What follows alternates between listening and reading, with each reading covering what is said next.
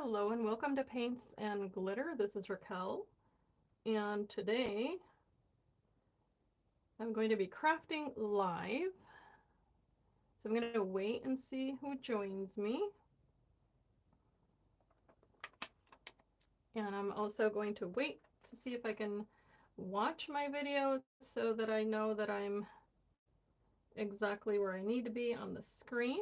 So if you're re-watching this in the beginning of my videos, I tend to have to fiddle with the camera and all the good stuff, and then I wait for people to join. I did notify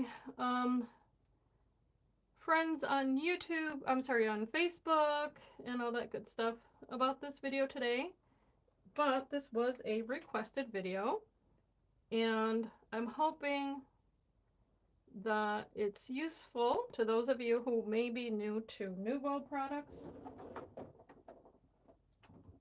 and the like. Speaking of which, I'm just going to grab those. And hello, Tracy. Thank you for being here. So I'm going to go ahead and zoom out a little bit here and get myself situated. I also have to make sure that I have my camera here with a source of energy. There we go. I hope you can see me okay. I think I need to zoom out a little bit, however. So I do have a little bit of a delay on my videos, and I do apologize for that. I always mention it because it's just, bears repeating. And what I'm going to do today, this was a requested video, so I think that might be best, I hope. And I've been having to do some other projects, which is why, my camera is not always in the same place. But hopefully you guys can see me, and I know, am I upside down? Yes, I am. So bear with me 1 second. I'm going to be able to fix that really quickly, but I don't want to make anyone dizzy. So here we go. Okay, we're going for a little ride, and I hope I didn't just ruin anything. Bear with, guys. I don't know what just happened there, but can you guys see okay? There's something on my screen that I don't recognize, so I don't know what that is. So hopefully you guys can see. What I'm seeing on my screen is completely crazy, so I don't know. I hope I didn't ruin anything. If anything, you got a sneak peek, maybe. Oh, wait a minute. Did I just make this? Oh my gosh, this is insane. Okay, so YouTube, okay, just applied a filter that I didn't need. All right. Gotta love it. Yeah, we just went back in time for a moment there. I took you on a little journey to the past. You never know what's gonna happen with YouTube. Seriously. Never know. Okay. I think we're good now. If anything, it's never dull and never boring. Okay, so welcome to Paints and Glitter. My name is Raquel. If you're new to my channel, first of all, please, please, please, I invite you to subscribe. I promise you, I always try to keep it interesting, sometimes not on purpose, but it happens. So today what I'm doing is a highly requested video. That's what I'm going to call it anyway. It was requested. Someone asked me to please share with her how I did hair coloring. Not on my own hair, thankfully, but on a stamped image. So before I go off on a tangent, this is Miss B, and this is a Julie Nutting stamp that is absolutely adorable from Prima. Some of the items that I will be sharing with you today are either not available or older. So I can tell you that I do have links to the companies that I am affiliated with. Of course, I am on the design team for Tonic Studios, but not everything that I do is Tonic Studios related, although today I am going to be using Nuvo products, and it's not going to be just this image here. But I'm also affiliated with scrapbook.com, among others, and with Spellbinders. So this I did pick up at scrapbook.com some time ago, and I used it on a really adorable mini album, which I don't see at the moment. in my room. So I think it's here, but I'm not quite sure. There's so many things. Okay, but I'm going to be using her, as you can see here. So I'm going to be doing her hair in a different color than I had done before, because in that mini album, I had colored her hair in what was the color? And I apologize, guys. I promise you she's here. Oh, I see her. Okay, so she's a brunette. Excuse me, on that book, which is up on a shelf and I can't reach it. Um, so I was asked, how do you do blonde? How do you do black hair? So I decided today, just for ease of matching up the project that I'll be making, is that I'm going to make her blonde. Here are the Nuvo markers I'm going to be using. And then also, I am doing a flower series. So today, as promised, I will be coloring some tulips. And then once I'm done coloring all of this, I'm going to show you how I'm going to use it. So if you are up for it, today is not going to be a short video. However, I hope it's useful, because if you're new to coloring, new to Nuvo products, there are some wonderful sales right now. So if you can click on my link for Tonic Studios, whether it be USA or UK, you are going to be able to take advantage of some sales that are 3 for 2, and there are some Nuvo products, and you may find some of the items that I'm using here. So the first thing that I'm going to mention is that the flowers, I'm going to use some mousse to color, okay? And that's just going to be for fun, right?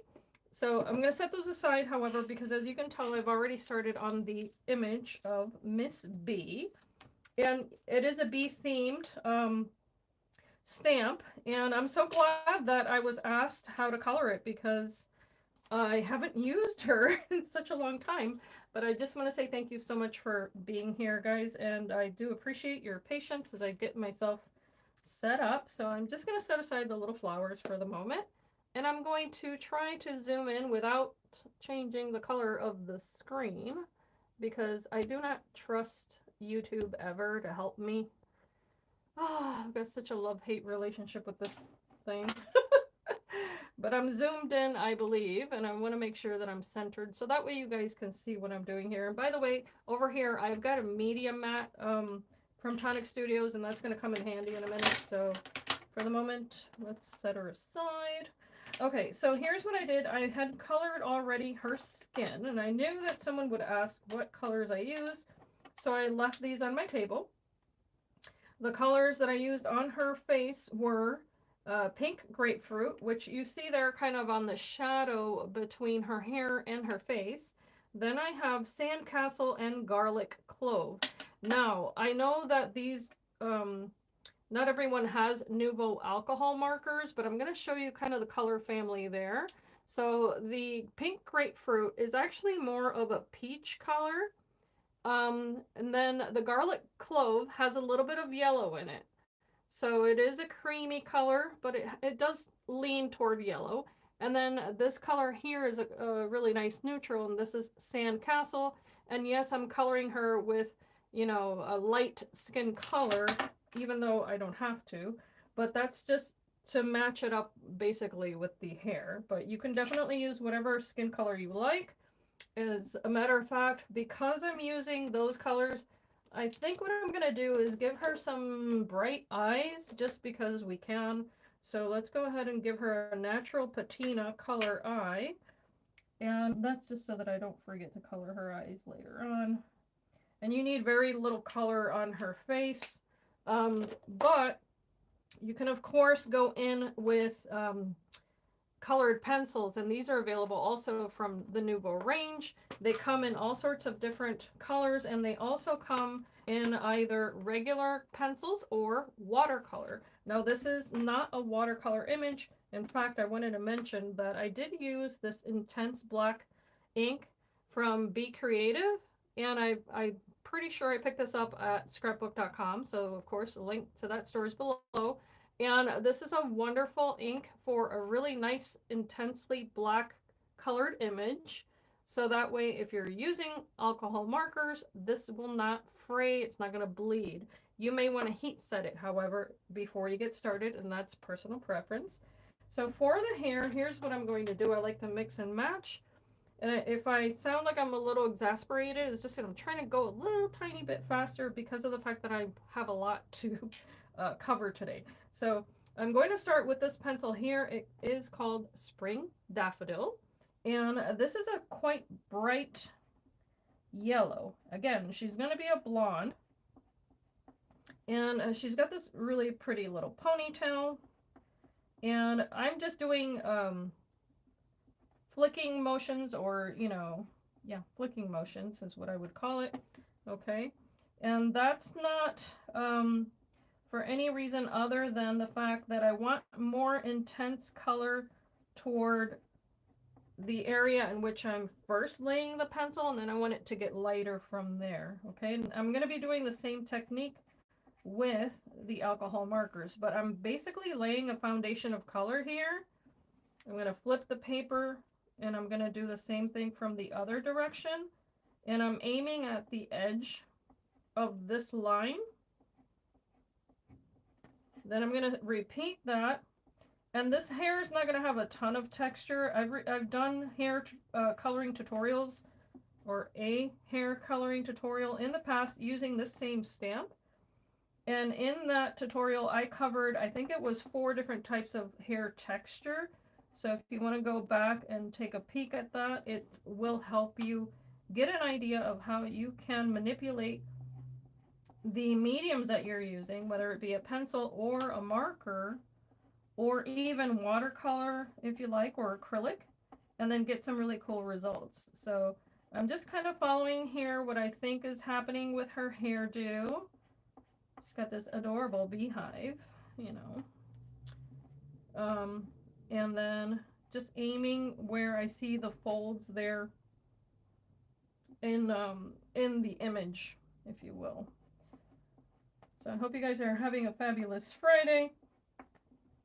I know that some of you were joined in on the live this morning, so I think that's how you were able to see this video. By the way, if you feel like sharing this video on social media, whether it be on Instagram or Facebook and any kind of coloring groups or anything like that, I very much welcome you to do that. It would be a huge compliment to me. Oh, I didn't mention I used Sweet Blossom on her lips together with the peach, or I'm sorry, pink grapefruit. So in case you wanted to know how that color came about, I wanted it to match the papers that I'm going to be using in the project today. So I'm going to go now with what I'm going to call a low light. So this is called Apricot Blush. And this is kind of in the creamy neutral family of colors here. And I'm now going to go right at the base of where I would find a shadow in the hair, okay? So think of the root, right? The hair closest to the scalp.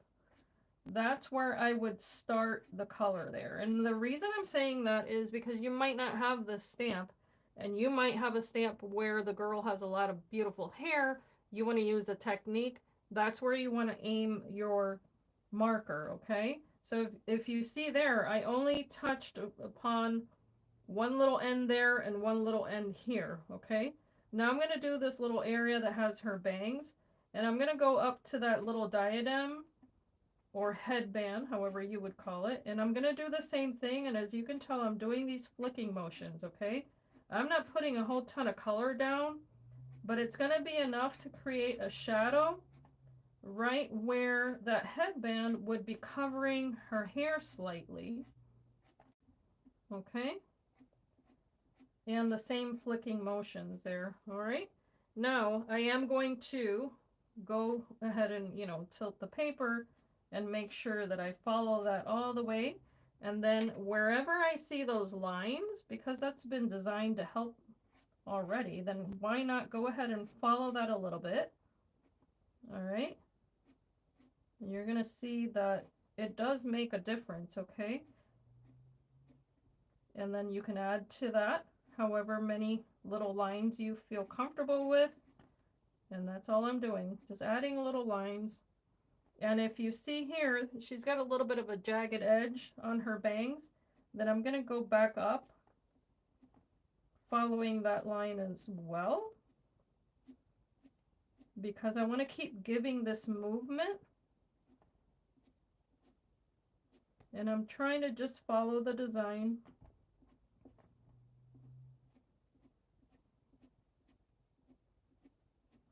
All right. And if you feel it needs more, you can always go back and add more. I would just say start with less and then keep gradually adding layers, okay? Hello, Mandy. Thank you for being here. Oh, hi, Melanie. Oh, ladies, thank you, Melanie, for being here. Just to let you know, so Crafty Melanie directs the Tonic Studios German group on Facebook. She's got a lovely page, and I am going to encourage you guys to please, please visit her channel.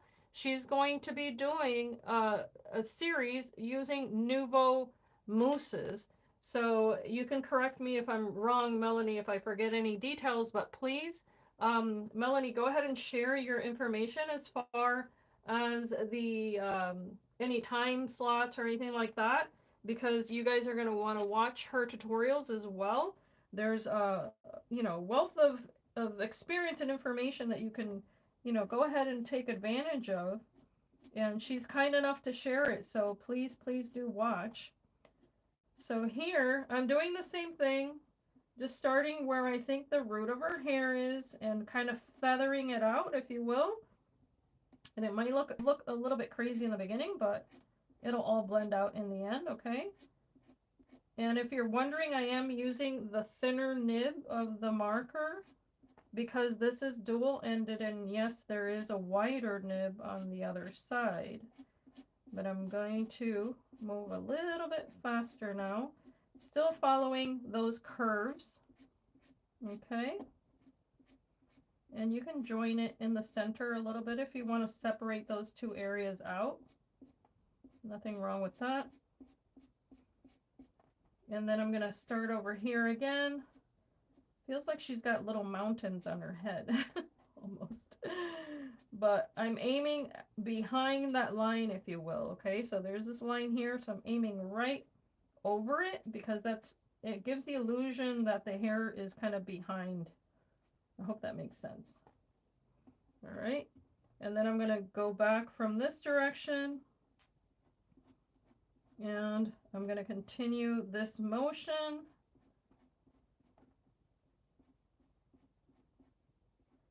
And I'm going to go around the edge.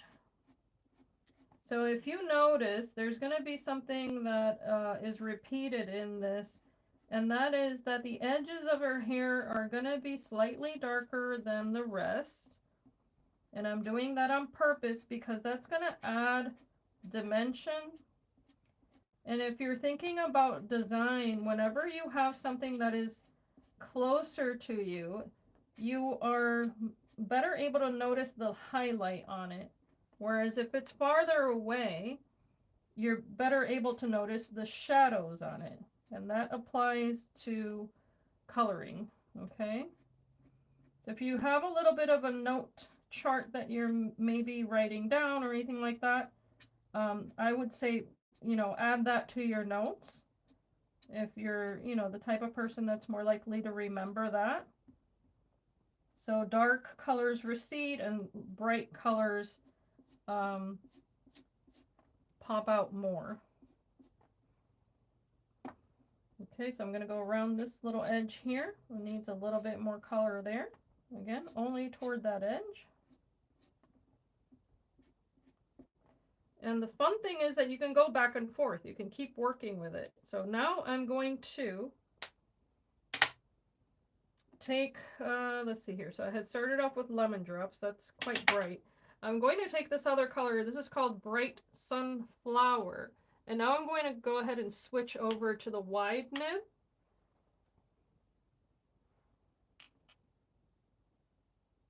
Oh, you're very welcome, Melanie. Yes. You know what? We women, we have to always stick together. You know that? I don't believe that,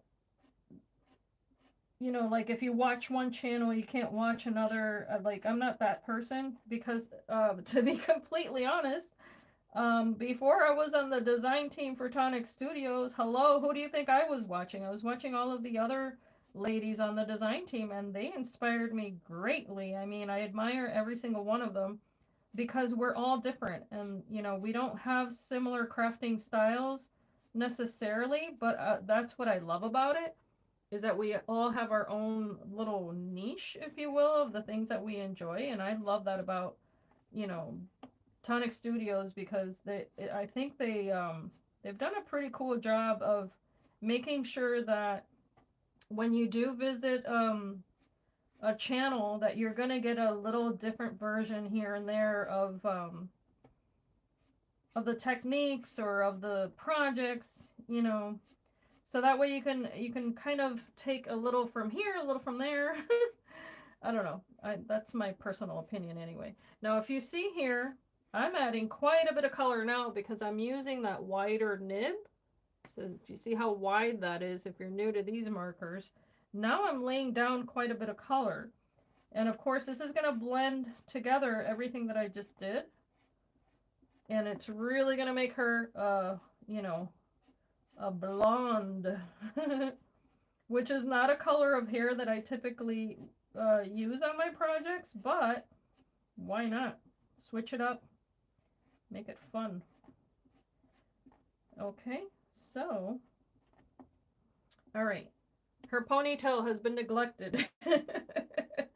So, let me go back. We're going to repeat some of that. I did the pencil on that. Then I'm going to do the apricot, which was what I would call the low light, right? The darker of the colors. It resembles a pretty skin color. You could definitely use this on the face. But that one's going to go really close to her jawline there, because that's where the shadow would be. And then close to that little ponytail tie. And if you notice, I make this comfortable for myself. So I decide where the paper is going to go.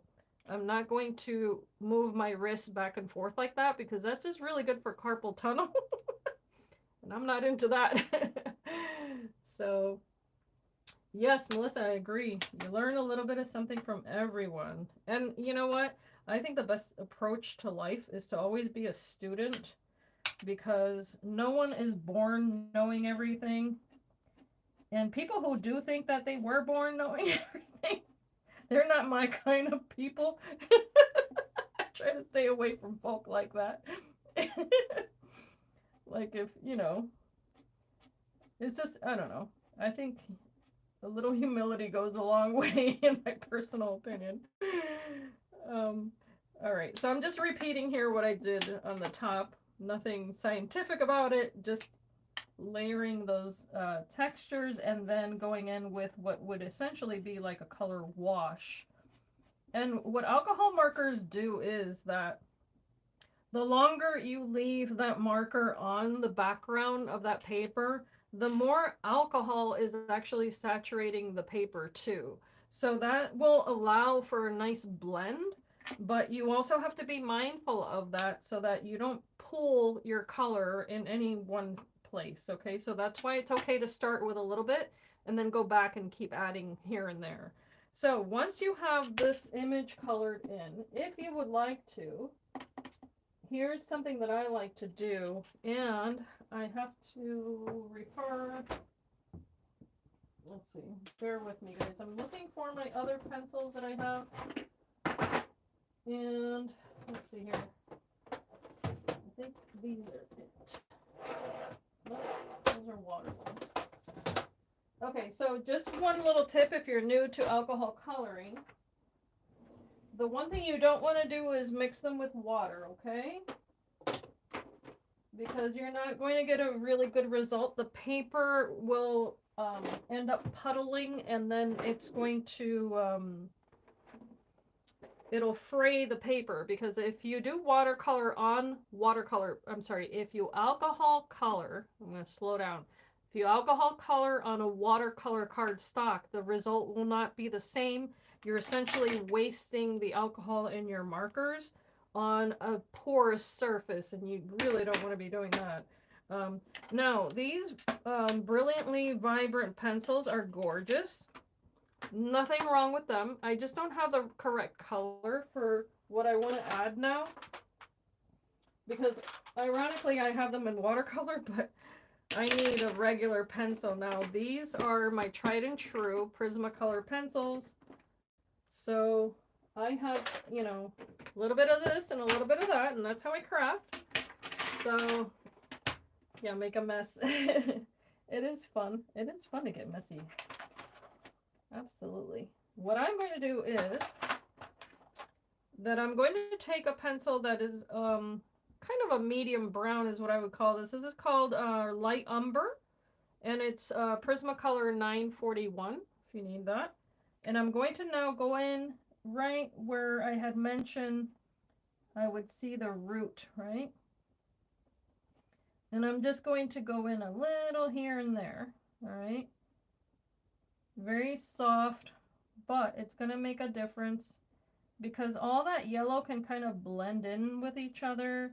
And even though she is a blonde, let's be real, unless you have, you know, the genetics to have some really seriously platinum blonde hair, chances are your roots are going to be a little bit darker. So I'm just going to add a little bit of that here and there, and then I'm going to blend that out. So again, just going toward the root and toward where the shadows would be, and just a tiny little bit of that, not a whole lot. But that shadow is also going to help the rest of this look a little bit more natural and not so flat. Okay.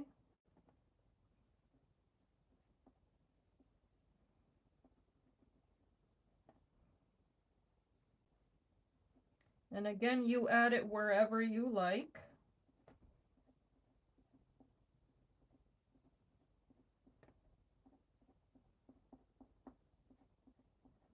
All right, so I can be here all day coloring, so I'm going to try to not do that. I'm then going to take, let's see here. This color is ochre, yellow ochre. Sorry, I was reading it in French, and I do not know how to read French entirely. Ochre jaune? I don't know.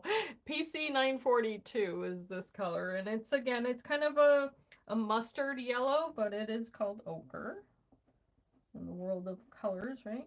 I'm going right over all of that brown because the cool thing about these types of pencils is that they blend together so nicely. So I'm only coloring the brown, okay? I'm not coloring anything else, just that brown.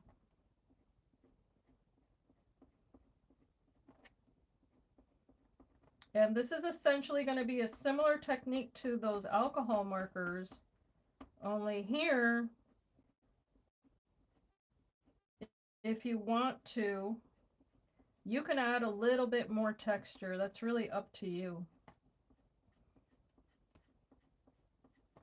But I absolutely love the way that that looks. I love mixing, by the way, pencils and markers. It's just, to me, number one, it's therapeutic. That sound I never get tired of. That kind of sound of pencil on paper. This is how I learned to color as a child, you know. And I love the intensity of pigment on paper. So that's why I said this wasn't going to be a, you know, it's not going to be a short video, but hopefully you take something away. And if anything, it's a little break in your day where you can just chill, sit back, grab a little cup of tea or hot chocolate or coffee and watch me put color on paper. De-stress. Think happy thoughts, as Bob Ross would say. All right, so I think that's plenty of color on her hair. She's definitely a blonde, right? But if you see maybe up close, you can tell a little bit more of some of that texture that's there, right? No, does it have to be perfect? No, but all I did was add lines. Lines in one direction, lines in the opposite direction. So if you need to cut it into sections, basically, if you get overwhelmed with coloring, just start off with a smaller section. Pretend you're drawing the letter C. over and over and over again. That's what I always recommend. And then if you like that shape, repeat it. If you don't, start over. This is just paper. You can always throw it out, do a different shape. You know, there's no commitment when it comes to that. And that's another thing that sometimes we have to allow ourselves to, you know, to say, you know what, I can start over. It's okay. No,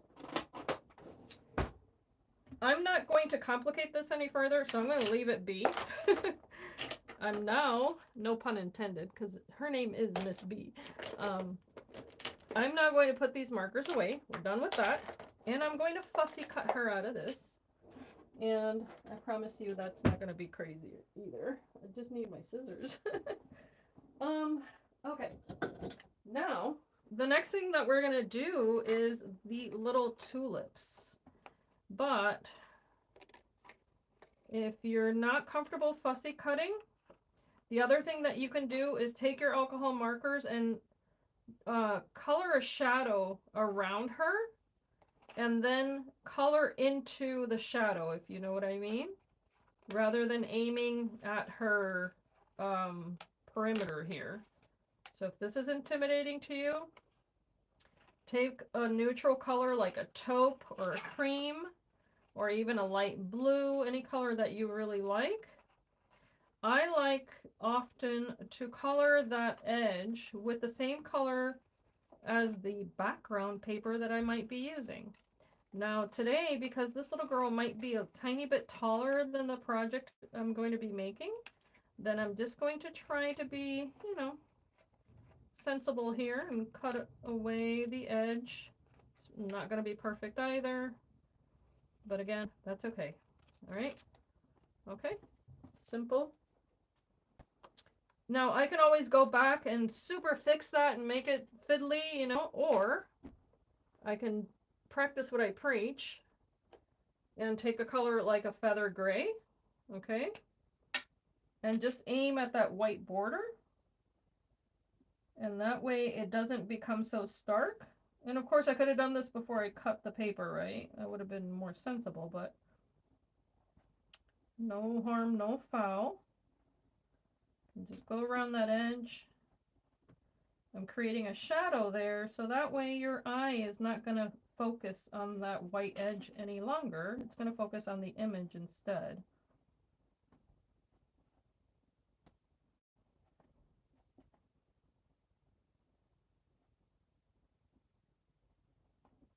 Okay. Now, if you know anything about my crafty style, I love mixed media and all the messy stuff. So chances are she's going to end up splattered with something at some point. However, let's go ahead and move on to the flowers. All right. So I'm going to grab this bit here because I did mention that I was going to use mousse. Now, I have, this is called a parrot tulip. It is created by Spellbinders. Bear with. I'll share with you. This is my little binder here that I have of my older dies. So this is what it looks like. I did not find it online. It might be available via eBay, Amazon. If you need the number for it, and it's a small die.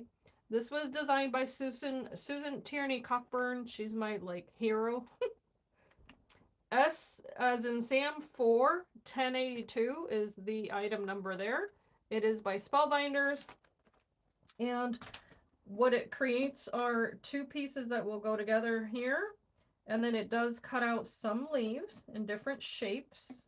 They're absolutely gorgeous. I love a good leaf. It creates the little stamen of the flower, and it also creates another little centerpiece that I barely ever use. It essentially looks like another tiny flower. I didn't bother with that today. Not worried about it. What I want to focus on is shaping this and coloring it.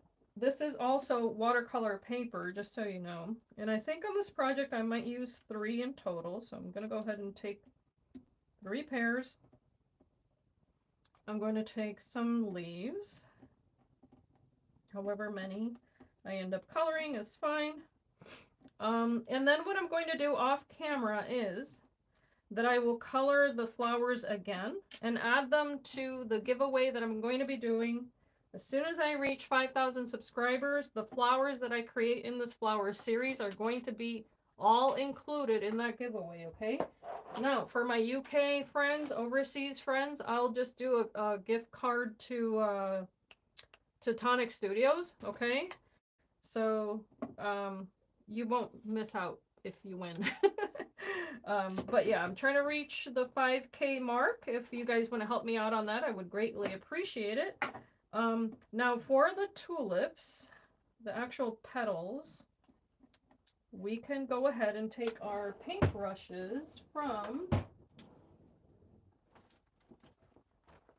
I'm going to go ahead and refer to these. These were available in the last kit that Tonic Studios put out, so that way if you guys happen to have them, it'll make it easier. I think I'm just going to grab 2 of those and keep it simple.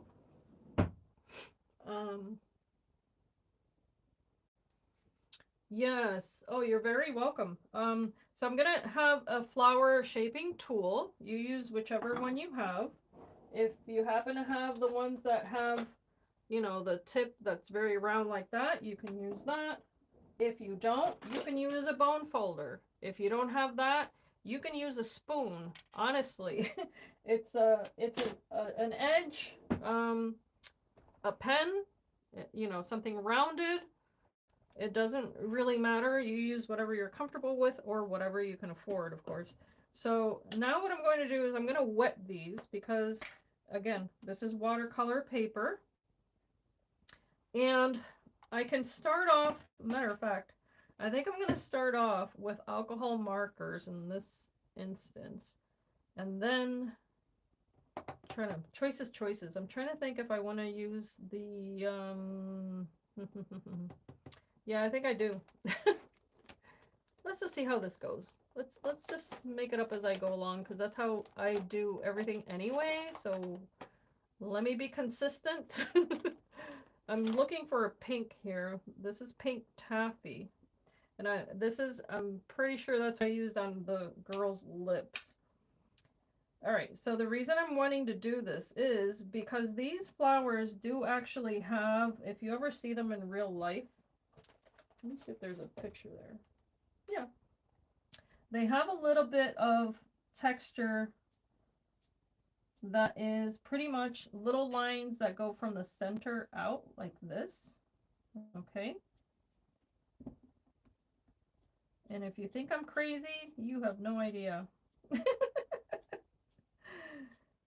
I love to color, so any excuse to do so, I'm gonna take advantage of.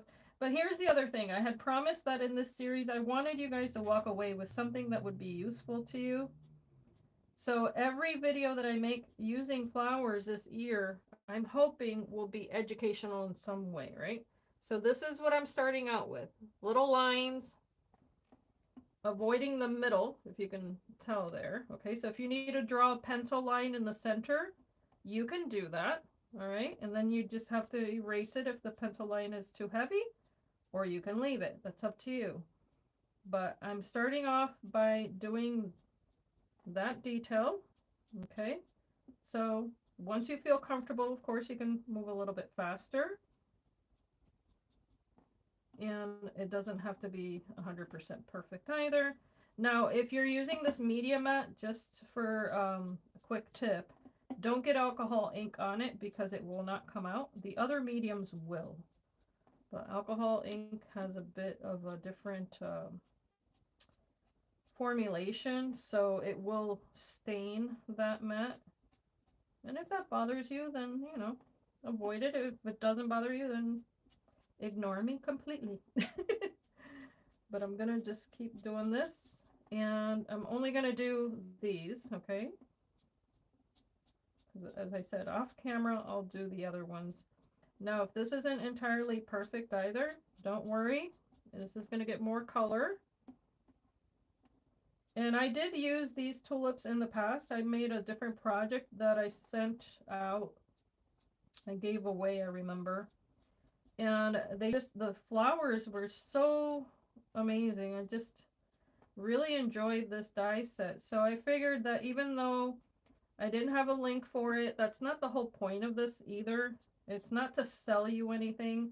If you want to shop to support my channel, I appreciate it. But if you don't, I'm not offended. It's okay, because what matters is that you learn something, you walk away with something new, and hopefully it inspires you to use the mediums that you may have and see that it doesn't have to be intimidating, nor does it have to be perfect for people to appreciate it. What matters is that you're creating, you're expressing yourself, and you're giving away something that expresses your love to, you know, whether it be a friend, somebody you just met, complete stranger, it doesn't matter. It'll brighten someone's day.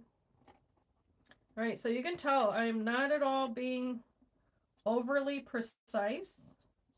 I'm just doing this to add what will essentially be the texture here. All right, and maybe it could be a little bit narrower or closer together.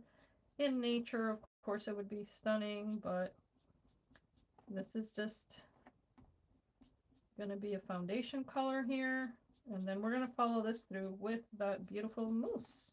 All right, done with that. My little flowers. Okay, this is the cap. Now I'm going to take this, I believe peony. Yes, peony pink. Right? And you can take it with a spatula. It's all up to you, but I don't recommend you ever add water to this pot unless you're doing how do you say it in English? I forgot the word, guys. I forgot the word in English. Is it? I can't remember. Anyway, boil the water, no minerals in it. I forgot how you say it, but whatever. Distilled. Agua destilada is what I was thinking. Distilled water. If you're using that, then you can go ahead and go to town. The bilingual brain, it does that. Switches channels on you when you least expect it. Okay, so as you can see here, I did add water to this little blob of mousse. Okay. You make this as light or as dark as you like, and you use as many colors as you want to, whatever makes you happy. Again, this is watercolor paper, so it is going to tolerate quite a bit of water. That's important.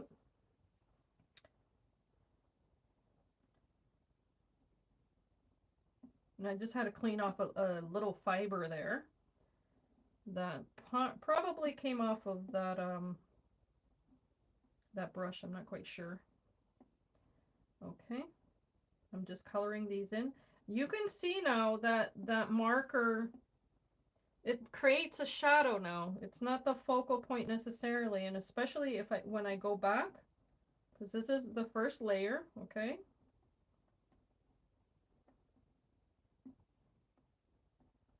Thank you, Melanie. And you're very, very welcome. Distilled water. Isn't that funny? I'm like, how do you say it? ¿Cómo se dice? ¿Cómo se dice? ¿Cómo se dice? All right.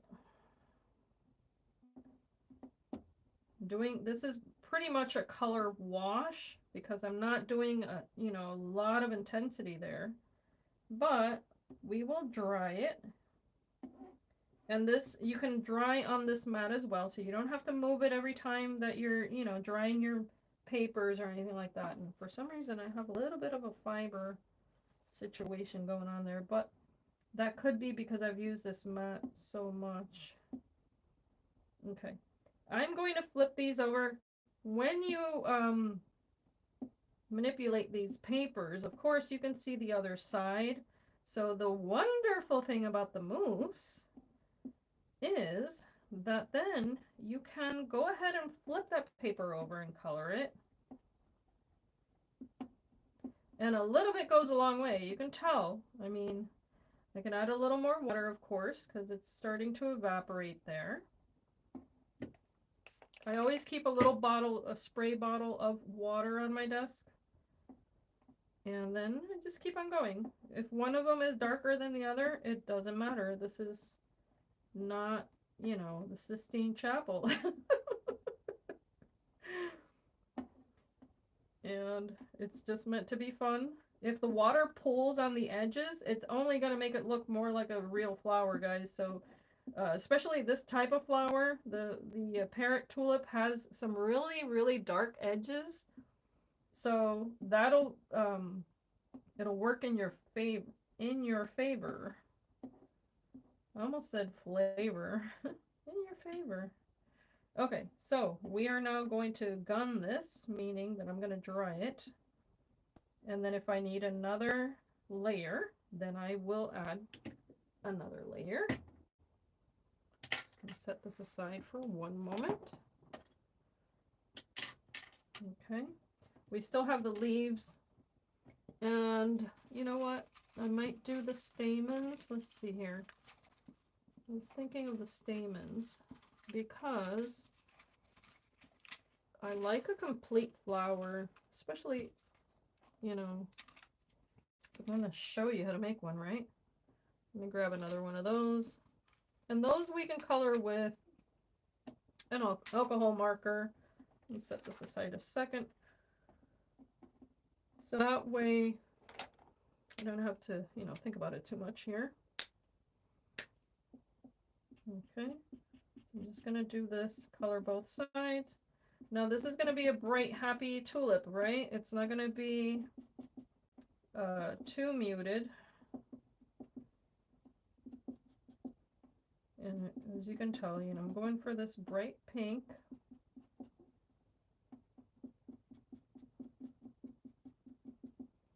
And of course, you can cut it out of paper in that color. But what I love about the whole Nuvo range is that you can match your projects so well because the papers are gonna, the markers are gonna match the mousse. Those are gonna match any drops that you use, etc., etc. While I'm at it, let's go ahead and add a little detail to these leaves. And what I'm going to do is I'm just going to pick two different colors of green here. Nothing too scientific. I think I'm going to go with Vine Leaf, which is 416, and Persian Lime, which is 410. And again, this is just to give it a little bit of texture. Nothing too crazy. And what I'm referring to, of course, is visual texture. The real texture is going to come from when I use the tool on these pieces, right? Okay. And of course, you take artistic license and you make them look however you like. All right, so I'm going with that texture. And then I have here, which is this one, spring green. Do I have spring green? Yes, I have spring green. So I'm going to go with this, actually.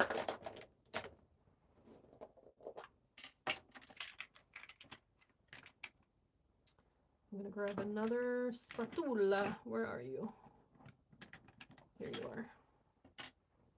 Just a tiny drop of this. I don't need a whole lot of it. So this is Nuvo Mousse in the color Spring Green. And it is the regular mousse, by the way. There are other types like the Crackle Mousse. There's the other types. I'm not going to get into that right now because then I'll get sidetracked with the names. And I'm bad with the names. We all know that. All right, so again, spraying that. I'm using thinner nib paintbrush just because that's what I grabbed out of the drawer. And then I'm going to color on top of that. Now I had mentioned how, you know, alcohol coloring on watercolor paper isn't always, you know, the best, but that's if you're coloring something that's, you know, highly detailed or something like that. If it's something like this, you can mix it because then that alcohol color is not going to go anywhere. That's what's so fantastic about this. So then mix and match to your heart's content. you're not ruining anything, you know? And again, what really matters here is that if you're going to saturate this paper with a ton of water and the mousse and all that good stuff, what's really important is that it be watercolor paper so that it can handle the quantity of water that you're adding to it. Okay? That's what you want to focus on. And I love it because I love watercolor. I love it when it pools on the background or on the paper. So I'm going to set these now on this mat.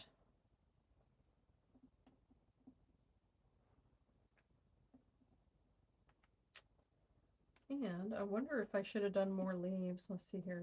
I've got two. Well, I think I have 2 leaves per flower. I think that should be okay. I don't want to make or waste this.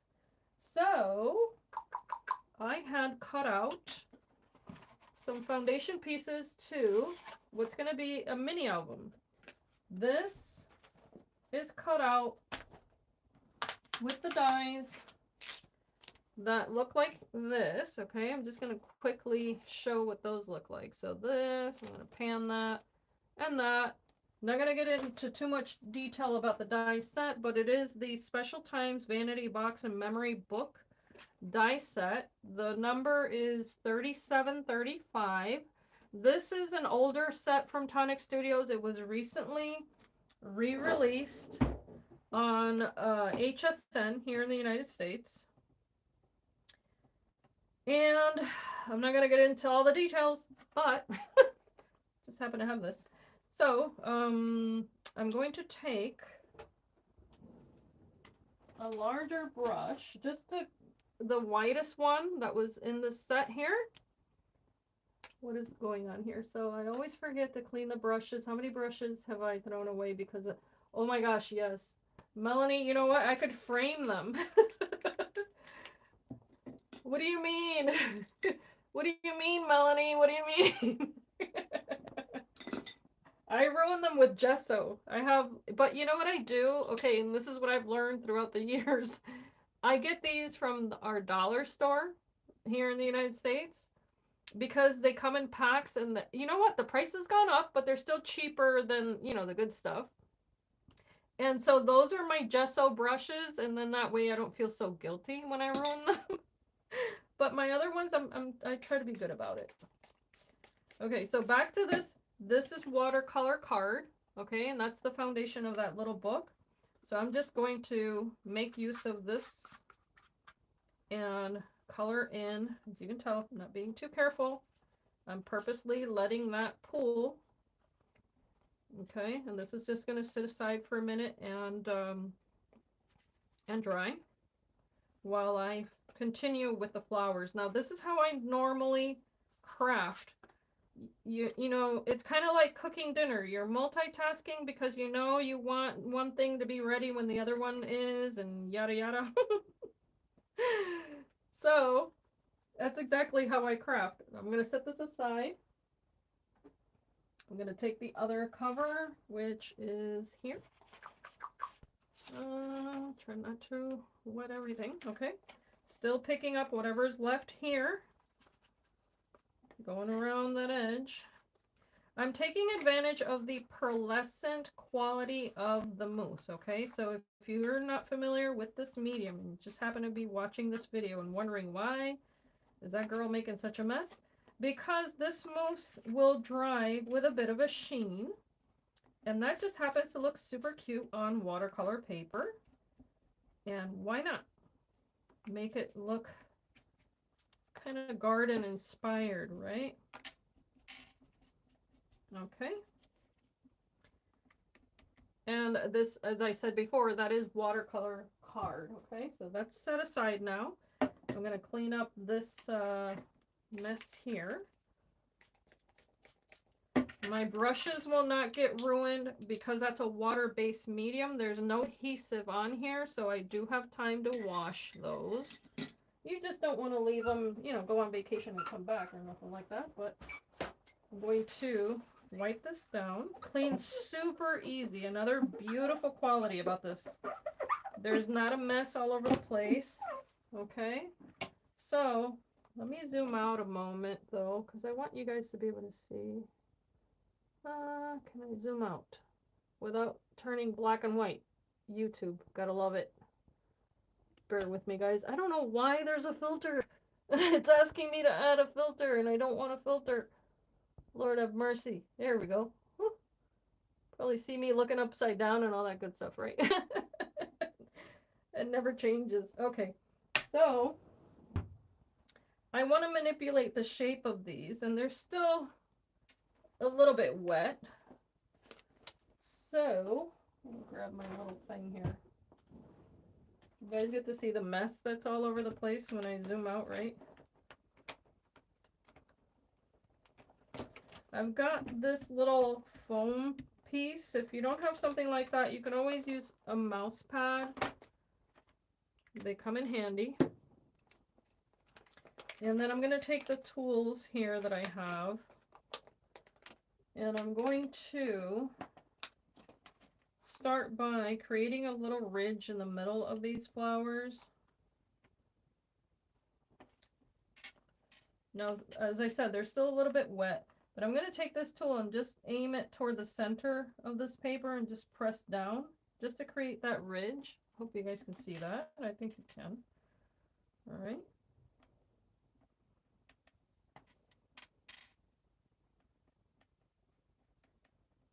Okay, that's the first thing that I'm going to do. And if the paper's a little bit, how do I explain this? The more wet it is, the more this is likely to like glide through.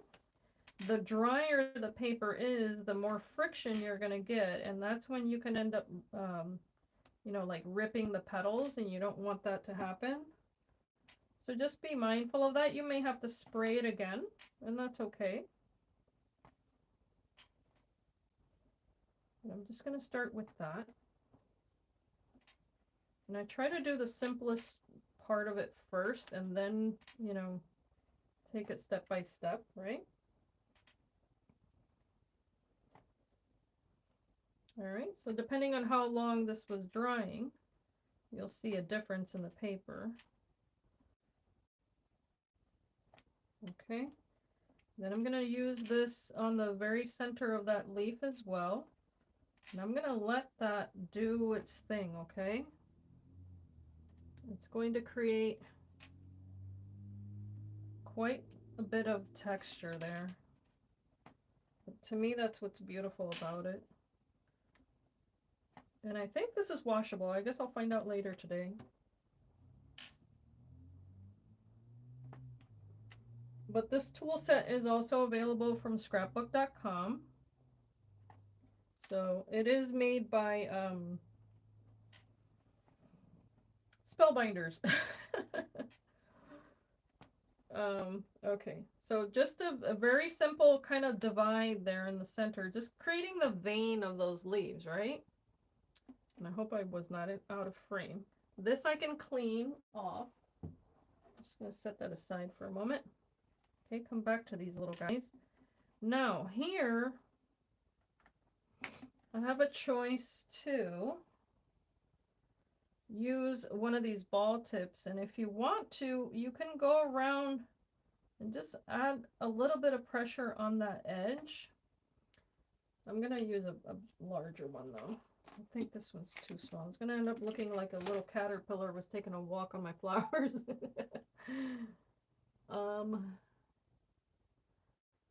Yes, Melanie, you were right. I could have used a scrap piece of paper to pick up the rest of that mousse. All right, what I'm doing here is basically kind of pouncing on this, okay?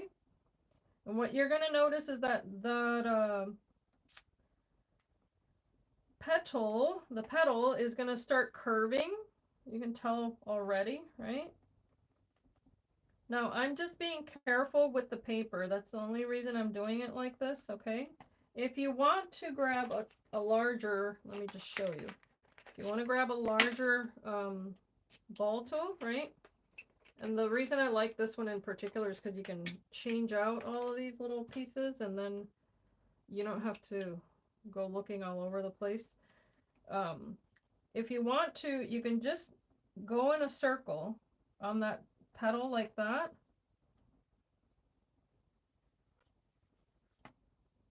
And then do that. So you're, I would say more like an oval. You're doing like an oval shape on that petal. And you can see that it starts cupping. All right. Makes it a whole lot easier. Now, if you're comfortable, just repeat that all over, or you can keep pouncing it. Now, another reason why I do like to kind of pounce the paper is because it's easier on my hand, okay? So I work with, you know, what's comfortable for me. You can also kind of pinch the petal a tiny bit if you want to do that. It depends on the texture you want to give this. But I really kind of like the first one there, because I really like that quality of this particular tulip, and it's that ruffled edge that it has. I've had these in my garden in the past, and I absolutely love, love, love the texture of that flower. I think they're so beautiful. So I can't wait for spring to come so that I can see the tulips. In fact, the area in which I live is pretty close to a major city here in the United States where it used to be called, back in the day, Flower City. And there's a huge garden that you can go visit. It's in a park, and they have all different kinds of tulips, and they're so beautiful. I mean, it's about, I would say it's about 30 minutes away from us. And people come from all over the world to see a festival that they have. It's called it's actually a tulip, not a tulip, what am I saying? It's a lilac festival that the area is known for. But all right, now I just pressed in the center there. Can do that because these are going to be coupled together, as I had mentioned before. So I'm now going to take those little centers that I had mentioned, these really bright centers, and I'm going to take a quilling tool, because what I'm going to do with this is, I know that I have a quilling tool. I know that I have one. I know that I do. If I don't find it, then I'll have to use my tweezers. Might end up just using these. I'm just going to roll these and then adhere them together, okay? So these are just going to overlap. And I am going to make use of hot glue. Oopsie. Looks like it was drooling. I'm going to use a little bit of hot glue there. I'm going to twirl these on themselves. Okay. So I just, you know, made those a little bit round. Hopefully you guys can see that. Okay. This is going to go in the center of one of them. So while they're still open, that's when I'm going to adhere this. I'm just going to try to make it easier on myself because I am not a fan of hot glue strings. This tests my patience like nothing else. But I'm just going to hold on to that there. And I'm going to move on to the next one. I'm going to do that 3 times. Then I can address those little strings without losing my mind. It's just a texture thing. I don't like the sensation of those little cobwebs. By the way, how many of you guys, do any of you guys watch prank shows? My husband got me watching a prank show, and I'm like, that's just wrong. It is so wrong. Oh my gosh. Oh, they had me laughing so hard though. like for me it was like, okay, it's funny, but I don't know that I'd be laughing if it was done to me, honestly. I think I'd be pretty ticked off. It was on Netflix. We were watching this program, and it was some young guy that, of course, I'm not familiar with. I'm too old. But, oh gosh, they were pranking people so bad. Okay, so I'm going to hold on to this now with the tweezers. I'm going to make use of those. Add a tiny little drop of adhesive there. Then go ahead and place that in the center. I'm going to repeat that one more time. And you pick whichever, of course, tulip you, or petals, I'm sorry, you're going to add this to. Now, if this is not your jam, you can definitely use stamens that come with the little string in the center, whatever you're comfortable with. Or you don't have to use them at all. It's up to you. So now that I have that, okay, you can definitely go in and darken the center of that if you want to with the alcohol marker, more mousse, however you want to color these. I am going to just overlap these like that. And yes, I'm using the hot glue because I'm now going to kind of cup them together like that. And I'm going to just add a little bit more adhesive to make sure that these outer petals hold on to the inner ones. I'm going to go around, okay? I'm applying the adhesive down toward the bottom of that. And I'm going to repeat that. Okay. I'll hold it for a moment. And you can make them a little more open. You can make them a whole lot tighter, but that's essentially what it's going to look like, okay? And then look at the sides. Remember the alcohol coloring? It doesn't look like, you know, it's not an obvious, I use my alcohol markers on that flower, right? Because that mousse had enough color in it, and if you want to, you can darken it even further. You know, you can go ahead and dip the tops of that flower. So I might do that if we have a little bit of time. So that way those little ridges are even darker. So I'm going to take a peek here. Oh, thank you so much. Yeah. Yeah, I mean, I think for, you know what it is that the younger generation, they're, I don't know. I think, I don't want to insult anybody, but I just think they're, oh, how do I say it? They're more likely to go along with a story, I think. I don't know. I think that's what it is. I'm more cynical as I've gotten older. So if someone were to tell me, "Hey, you're here for a job and this is what's going to happen," and then everything starts going crazy, I don't know that I would be so gullible to just go along with it. That's what I'm so surprised about. Like I was saying that to my husband. I was like, "Why is it that these people are just frozen?" Why are they not questioning reality? Like, oh gosh, I don't know. But I got a laugh out of it anyway, you know?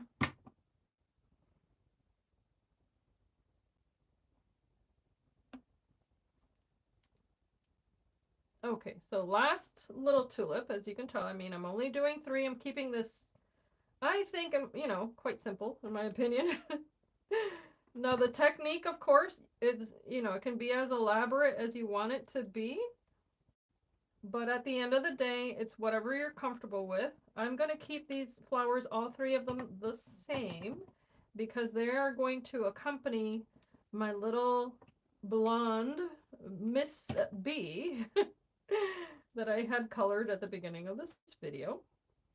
And I do appreciate those of you who have hung out, stuck with me this far, because I know it's not a fast craft.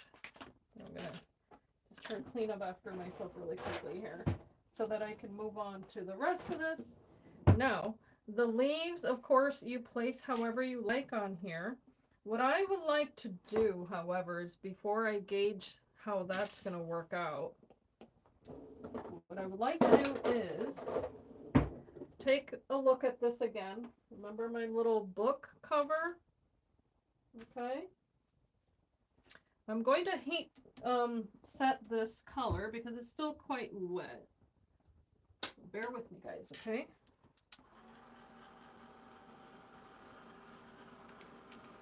That's the one caveat of the watercolor paper, but these did dry quite quickly, even though I didn't use that this heat gun on them. And I think that's just partially because I had, I think, alcohol colored parts of it. I'm thinking maybe that helped the water to evaporate a little bit more quickly. It's possible. Now these, I just want to make sure that I get kind of back to their flat state if I can. Because now we can start the assembly of this, and then my little girl here is going to go on the cover along with those tulips, okay? And I think it's going to look fabulous, in my personal opinion anyway. Now, your manicures will not survive the mousse, just to let you know. Another reason why I've not been doing my nails lately, I just had so much to organize and put away and all that stuff that my nails broke. Especially after Christmas, you know, having to put away all of the Christmas decor and all that jazz. So I just took a break from even painting my nails. It's like, nope, that's enough of that for a minute. Okay, so this comes together super easily, which is why I'm not stressing about the whole, you know, use of the little book. If you're not familiar with this, it does come with these little straps on the side. Let me get the other one. I want to double mine up. I did cut them out twice, just to let you know. What I'm going to do, however, is I'm going to cut away the little tab off of the colored portion here. Let me fold that so I don't mistakenly cut it too long. And this has a really cute closure to it. It only will have 3 pages, which I think is simple enough. And what I'm going to do is layer these pieces together. Okay, so that way this portion is nice and sturdy because this is what's going to close the book. Okay, so I'm just going to grab my adhesive here. And come on, baby. I didn't prime my my glue here. Bear with me one second because I did switch to a brand new bottle. Come on, baby. And sometimes you just have to press it and get it going. I just don't want there to be a geyser here.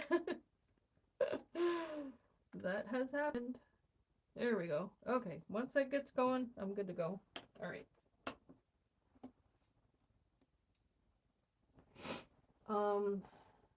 Oh, thank you, Tracy. I'm just trying to take a peek there at the chat, and I'm sorry, guys. I'm kind of like back and forth. All right, that might be a lot of glue, but we're doing it. It's this one. Okay, so you choose, of course, if you're using double-sided paper. I just liked this. By the way, this collection, if you're curious, it's not new either. This, I'm trying to use up the papers that I have, and I love this from Authentique. It's called Eclectic. And of course, I love anything with bees on it. This happens to be a bee-themed collection. I had used it in the past on something. I'm trying to think of what it was. And I decided, okay, let me use up the rest of that paper because it's gorgeous. All right, so I've got that. And then the other side, if you can tell, there's a slit here. The other side has the tab. I cut that away, yes. Okay. So I'm gonna go ahead and apply the adhesive so I can double this up. Now you don't have to double it up. It's really, you know, if you have this set, it's completely optional. You do whatever you like. Me, I'm just, I don't know. I like a nice sturdy project if I'm gonna bother making it. So whenever possible, I can do that. All right, obviously there's these little tabs at the bottom, okay? Those are gonna fold. And they're gonna stick to the bottom of this. Now here, all you have to do is match up that bottom portion, okay? Whichever way you're comfortable. I don't think there's a difference, honestly. So I'm just gonna place adhesive here.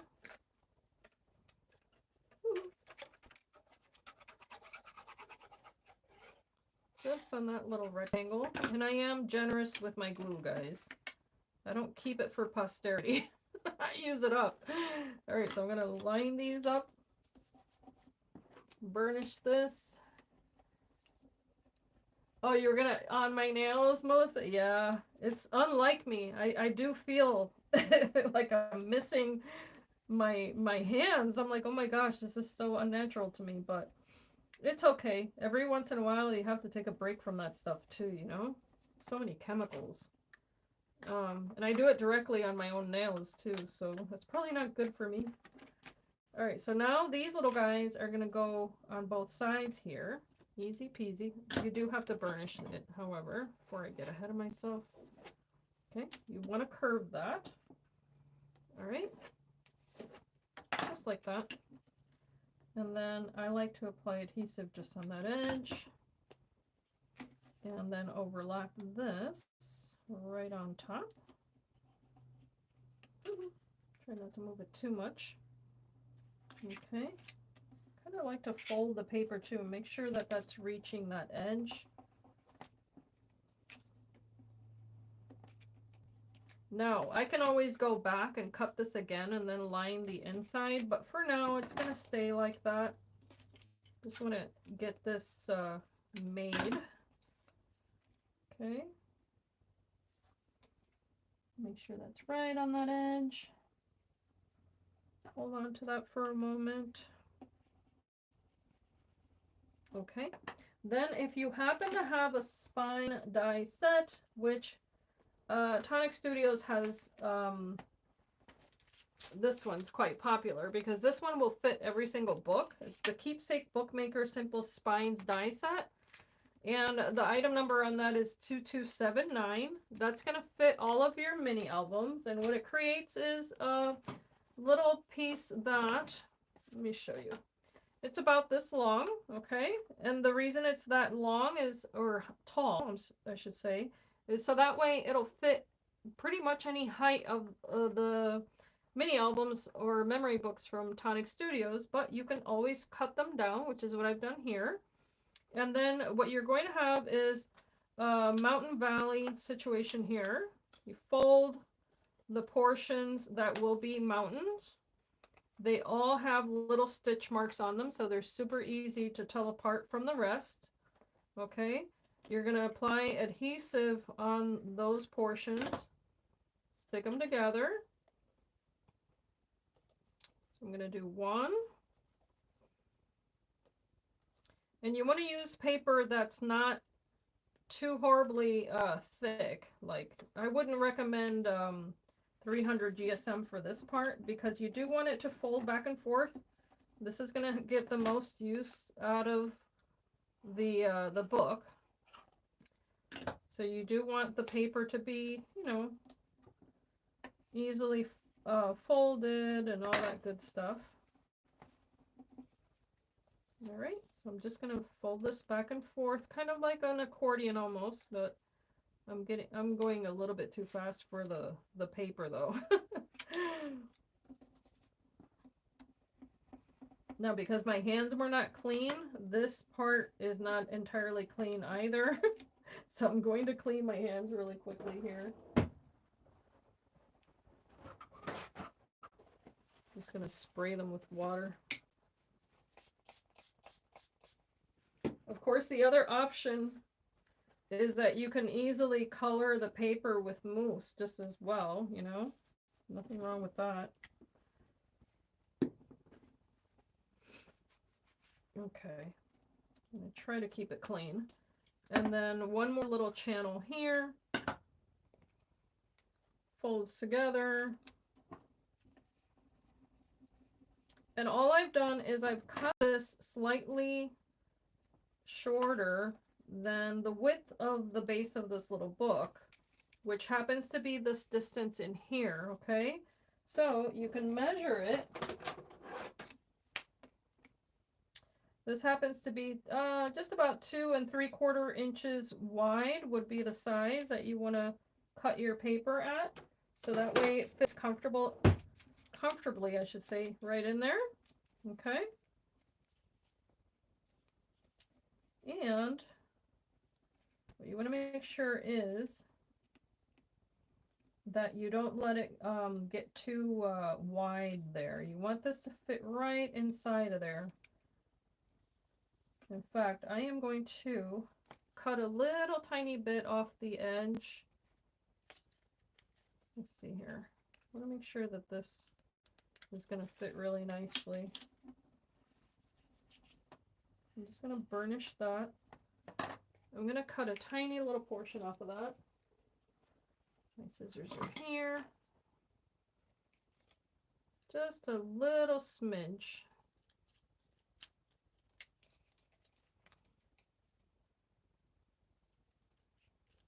And it's, I mean, it's barely visible, but now this can go right on here. And you want to be kind of generous with the adhesive on here, because you want to make sure that this little piece of paper will go right in the center there.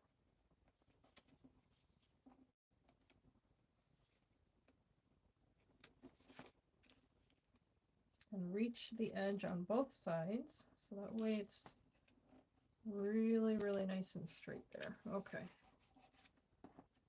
All right. So this is a different type of little book because it resembles a little handbag, and the pages are visible once you open this book flat, as you can see here. Okay, let me pull this out a little bit. There we go. Got a little bit of a tiny little bit of a gap there, but that's okay. All right, I like to use the bone folder in this section here to apply some really good amount of pressure there. So I don't want that lifting. And once I'm happy with that, I can start adding pages. So I've taken the paper, and look at how darling this collection is. It is double-sided paper.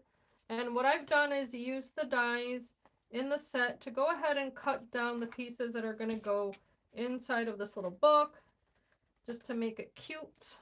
And then I fussy cut some of the portions because the paper just had some really cute elements there. So what I'm going to do first is, these are my base pages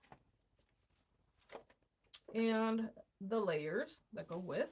Okay, I'm going to kind of divvy these out. So that's one page.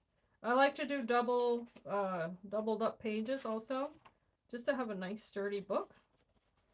That's the second page, and then this is going to be my third page, back to back. So the cool thing about these, of course, is that you can make them into pockets if you'd like to. That's one fun thing to do. Another fun thing to do is that you can make the pages open up. So let's do that. I'm going to take the rest of this and I'm going to make use of it. Here's what I'm going to do. I'm going to measure the height of my page. I think I want to use, yeah, I want to use this. Look how pretty that paper is. I want to use this, and the way that I want to do it is I'm going to measure the height of this portion here, and that's how tall I'm going to cut this paper so that I can have a hinge. So that's why this is so useful. I'm going to take my pencil and just kind of eyeball the height of that, right?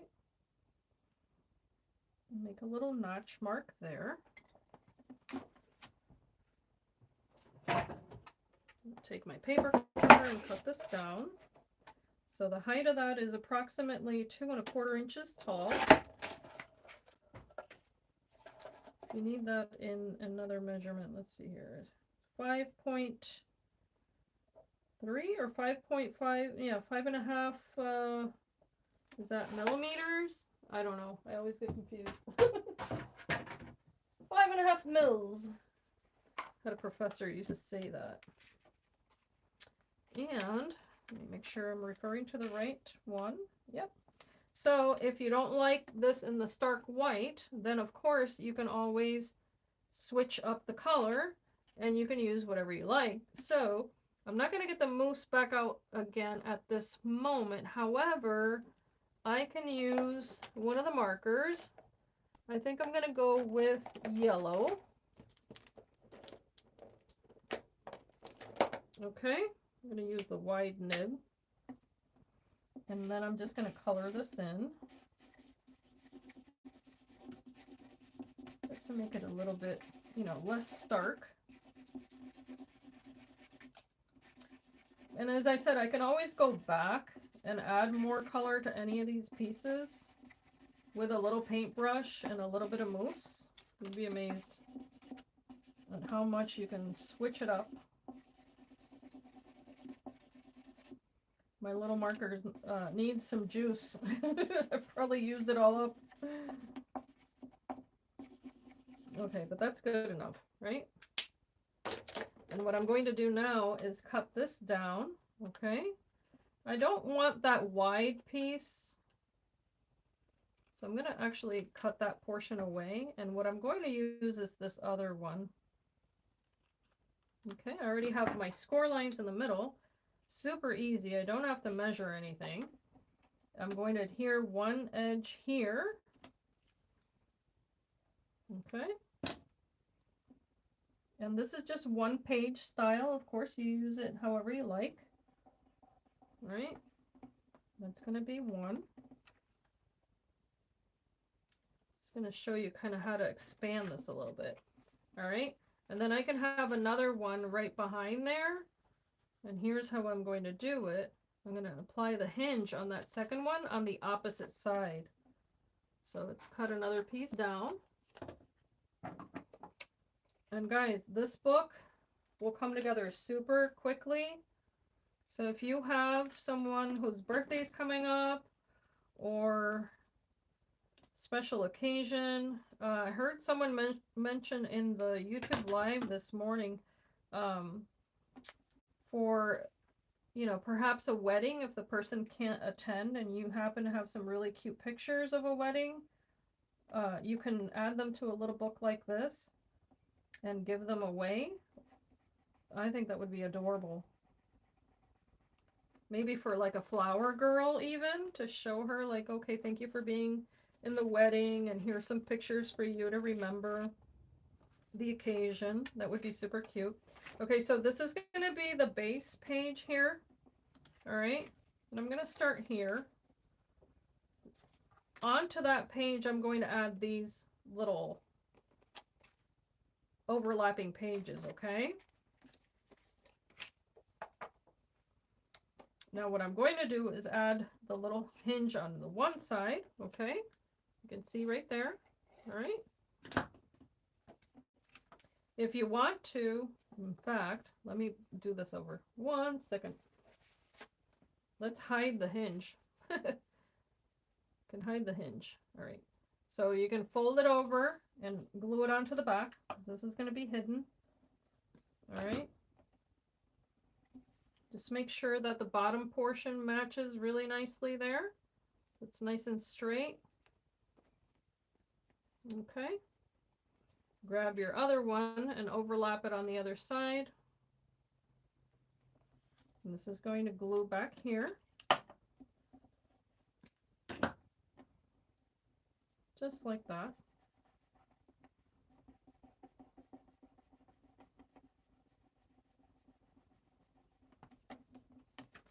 Okay, you now have a page that's going to open like this. All right, super easy. This center portion is the one that you're going to adhere to the base of your book, however, okay? So all you have to do is apply adhesive here on that tab. I like to apply it right at the base of the paper. And then take that hinge and fold it over. And the reason I'm doing it like this is because I'm going to actually be covering this with the second piece of paper that's going to go on the back of that. And then you do have the option of only adhering the edges, and then this entire page becomes a pocket right on the top as well. And I hope that makes sense. So I want to make sure that I give this a moment there to dry. And I also want to make sure that it's equidistant on both edges there, okay, because I do want this to be able to close. But the cool thing about it is that because this does kind of, you know, curve out, you do have some wiggle room there, okay.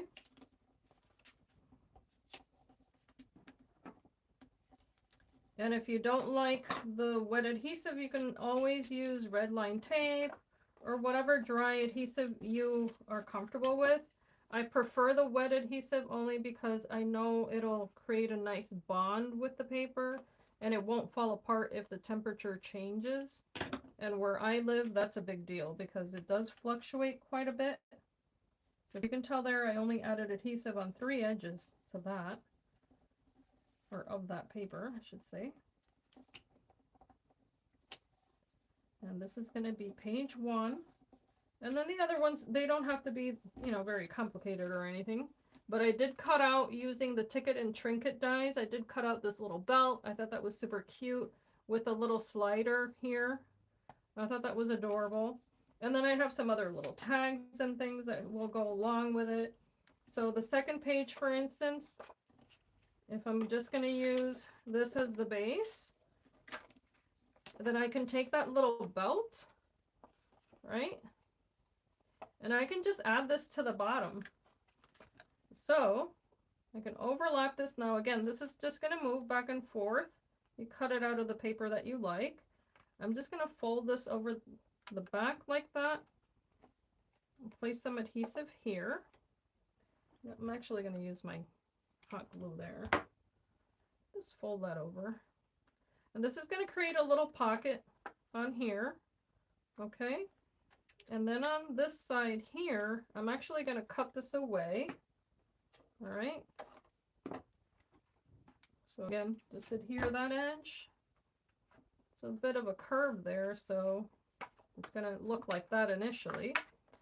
But then this portion has a fold line here. And I can cut that off and adhere it back on the front as if that little belt was coming back over. Or you can always add it here near the buckle, and I think that looks absolutely adorable. Okay, so because it's glitter paper, that's why I'm using the hot glue, but of course, you know, that depends on how much time you have on your hands and all that good stuff.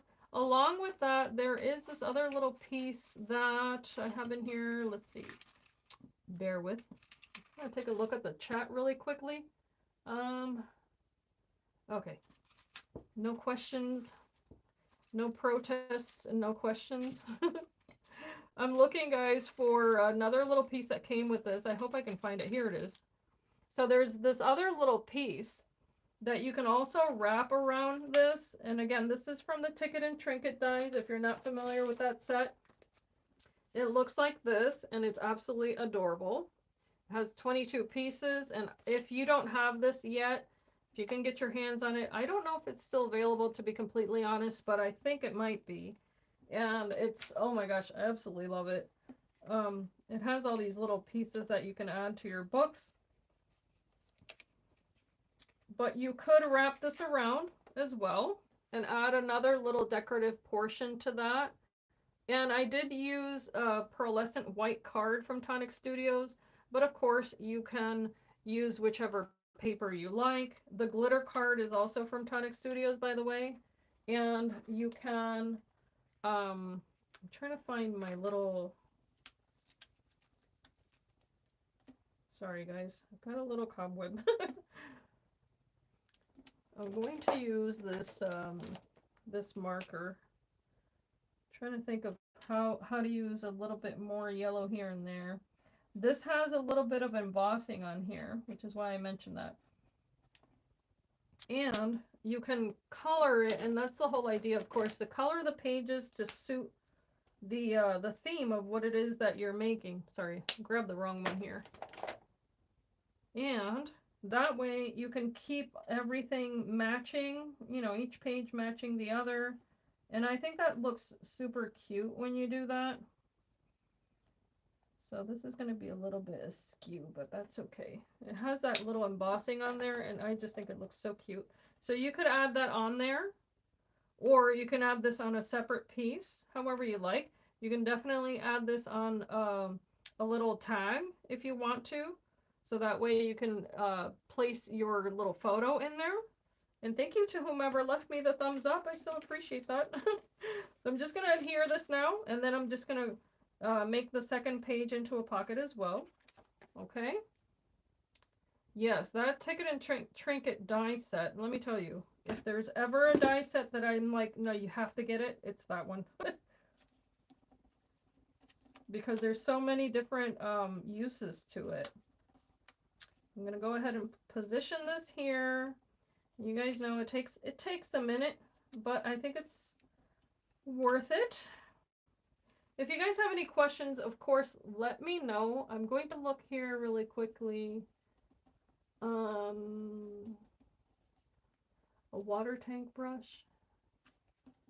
Oh, okay. So Melanie had mentioned a water tank brush, and I'm pretty sure she's referring to these. These are also available from Tonic Studios, so they contain the water in there, and then that way you don't have to worry about you know, pulling water on your table and that sort of thing. So of course that's a personal preference. I don't think there's a right or wrong way. It's whatever you're comfortable with, you know. So let's go ahead and do this again. 3 little sides here. All right. And then what I like to do is, of course, measure it from the top down. And then that way you are secure in knowing that your page is the same height, okay? If you get a little bit too much glue, take a paper towel and just wipe it off. It's going to dry clear anyway, so don't panic, okay? I always say that in my videos. Do not hit the panic button. There's always a way. Always a way. Hola, chiquita. Hello, hello, darling. So glad to see you here.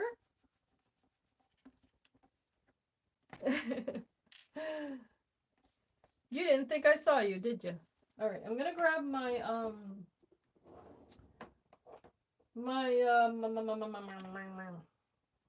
this thing, the rubber eraser. Okay, it's your best friend in crafting. I always say it ain't pretty, but it works. When my paper gets a bit too gritty, and of course mine was wet. Remember, I was using the mousse and all that jazz, so I got mine a little icky looking. Just grab the rubber eraser and clean it up. You'll be fine. All right, so last page. We already know what to do here. A little bit of adhesive. Butt it up to that little hinge. Fold that over. Make sure, of course, that it measures the same side to side as all your other little pages. And of course, a little book like this is much easier. There's not a lot of weight to it or anything like that. And then put your little partner on the back. I guess I'm making all of mine little pockets. You don't have to, but you can. Sorry, I had something stuck on my thumb there. How to get that off. A little bit of adhesive only on that little edge. Match up the top and then kind of walk it down all the way to the bottom. Make sure it's not too wonky. And then apply some pressure. And you're in business with 3 pages in this little book. You were lurking. You were lurking, chiquita. I love saying your name because it reminds me of that song, Chiquitita. Is that how it goes? Chiquitita, where is Santa Claus? No, it's probably Mamacita, isn't it? Isn't it Mamacita? I don't know, whatever. I would change the lyrics no matter what. Oh, you can tell I don't take myself too seriously, guys. Okay, so 3 pages. 1, 2, 3. Apparently I decided this was going to be the front. So there's my little flippity flop page. Super cute. Okay. This one's wearing a belt. Okay, so guess what? Boom. That's going to fit right in there. So I can now make this into the photo mat that is removable if I want to, right? So if I'm going to do that, then let's add a little something to it. How about a little tag? Let's use this one. There's a little tag that you can add to your pages. This one's from the Ticket and Trinkets. And I know that I added a little layer to this. It's in here, guys. Here it is. I cut it out of that rose gold color. Isn't that so cute? Oh my gosh. Love these things. All right. And I think what I'm going to do here is, let's see here. Let's just stick that on there for now. I was trying to think of if I wanted to add anything else, but I just don't want to keep you guys here waiting for stuff to dry because enough is enough. But I'm just going to add that kind of a skew. And then I'm going to fold this over. Because you add them however you like, right? I'm just going to fold that one over.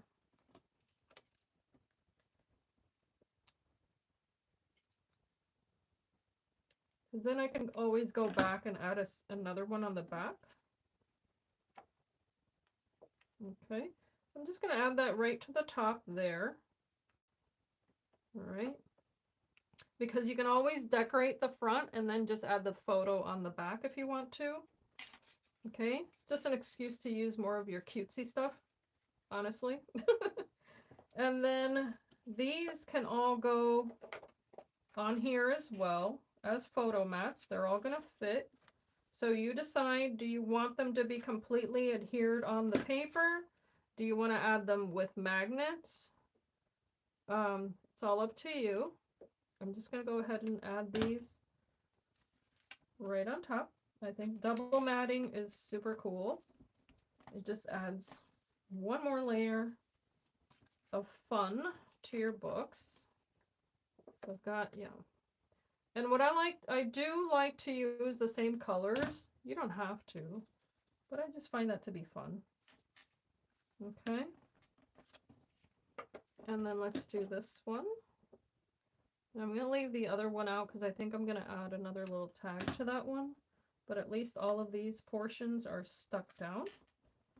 Okay.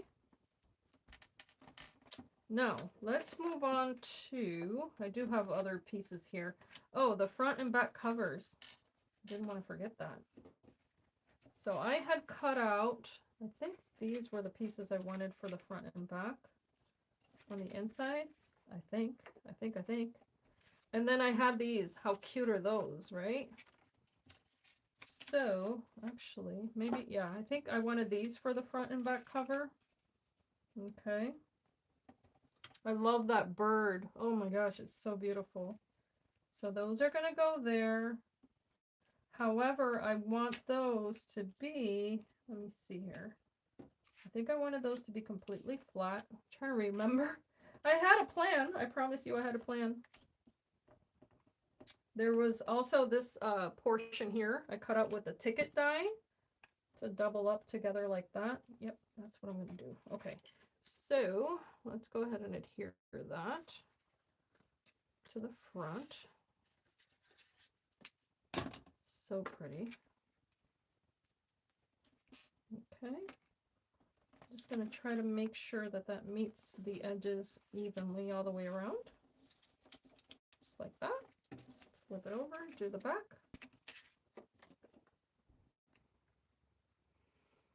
Oh, nice. Tracy, please share it in the group if you can, okay? When you're done, I would love, love, love to see it. Yeah, so I'm going to do a tuck spot, Chiquita. I'm going to do a little tuck spot on this page with that little tag that or ticket, I should say. Okay, where it says Le Ballon. Le ballon, le balloon. I don't know how to say that, but whatever. We can pretend I know French. It's going to get covered anyway because I don't know how to pronounce it. So this is where it's going to go.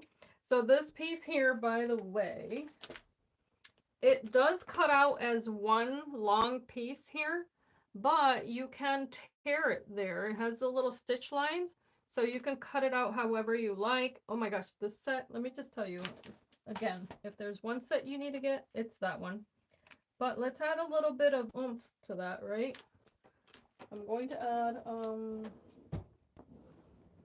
sticky bits. I make such a mess out of this stuff, honestly. I put them in my drawer and then they just, I don't know. Somebody's been in there. Cookie Monster was in my drawer, I think. I don't know what's going on. All right, so I'm just going to add some little dimensional adhesive. These little adhesives are available also from Tonic Studios. They make life a little bit easier because, you know, just leave little square bits of paper all over your floor. And then you go and greet the FedEx guy, and your socks have little pieces of squares, and your shirt and your hair.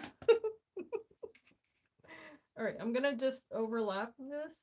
I knew that was gonna happen. It slid right out of my hand. All right.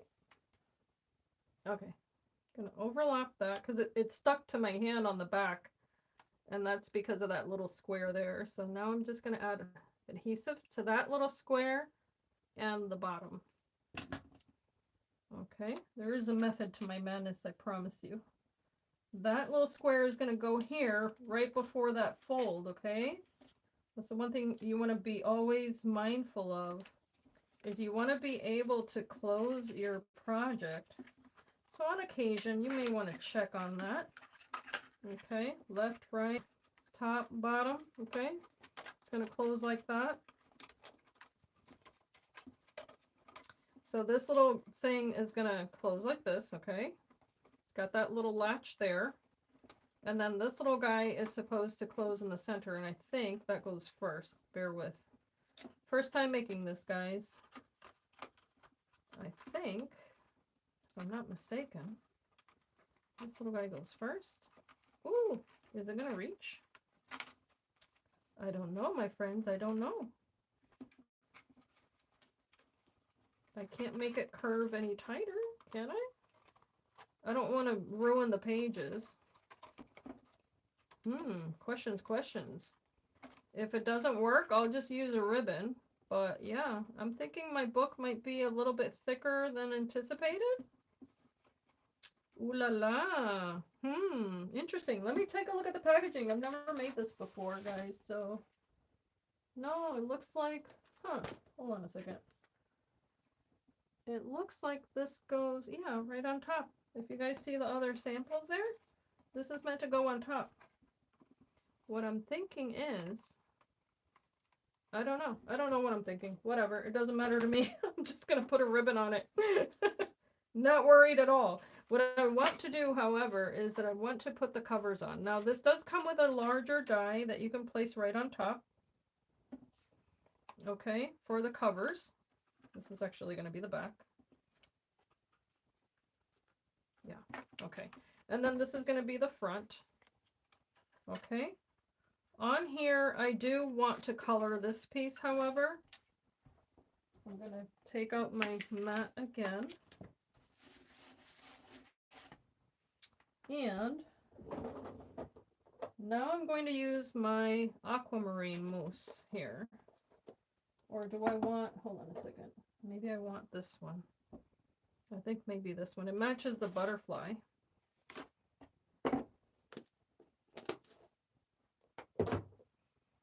What color is this? This is cornflower blue. Oh, it's new. Let's get a new one. Open that up. Okay, come on, baby. Looks like a fry. Yes, so here on the side, just to let you know, it does have those little holes on purpose so that you do lace it up. I just haven't gotten that far. I've been doing a million other things here. Okay, so you want to Make sure that you open that up real nice. Nice, nice, nice. And then grab however much you need. I'm going to be frugal and use the same spatula here, just a little bit. Because this time around, I'm going to use it with a brush. Okay. Just make sure you cover that nicely. And there are the different brushes, by the way, on sale right now at Tonic Studios. They mentioned this morning. These are on sale, I believe, on the UK site, and then on the US site is the other softer brushes. And oh gosh, I wish I could. I had written down the code. I'm trying to remember what it is. Hero, something hero. I can't remember now. Does anyone in the chat remember the code? Oh no, bear with, guys. Oh, my darn iPad. Don't. Okay, I forgot to charge it. All right, so I'm just going to use the brush here and apply the mousse on the edges. And isn't that gorgeous? Now, of course, you can use a stencil if you like, but because this is just going to be a layer on here, I'm just going to do the edges. And I love the intensity of that color. But you know what? You can take a simple white piece of card, transform it in an instant. Yeah, I remember it being Hero, but I can't remember what else. Oh, I'm so sorry, guys, because it is on sale. And I know that that email came through at some point.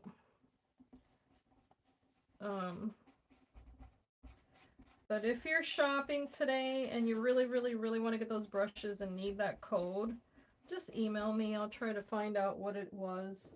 I'm going to grab a little bit more of that. Yeah, right here. Just a tiny bit more. No, why blue?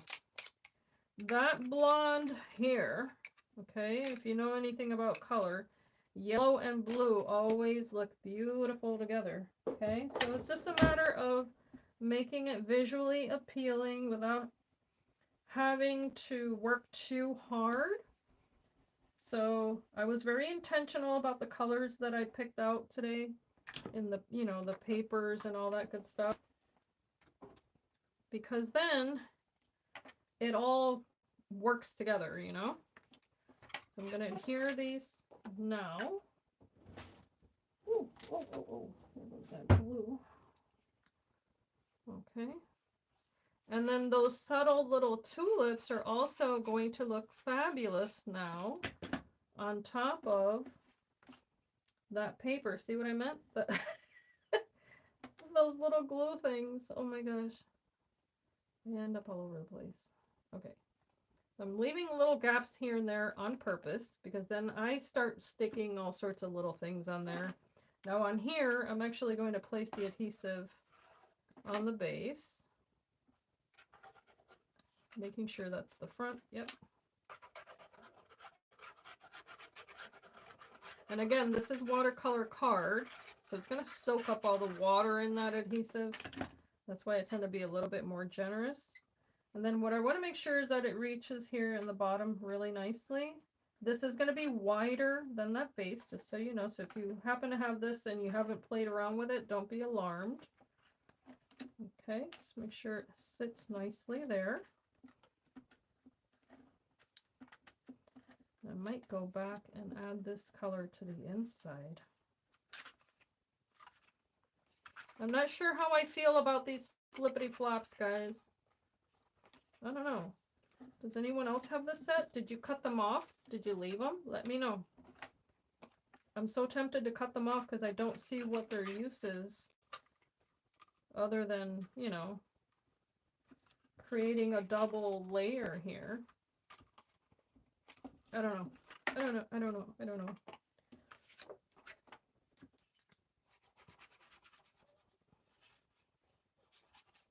Okay, I'm gonna do that.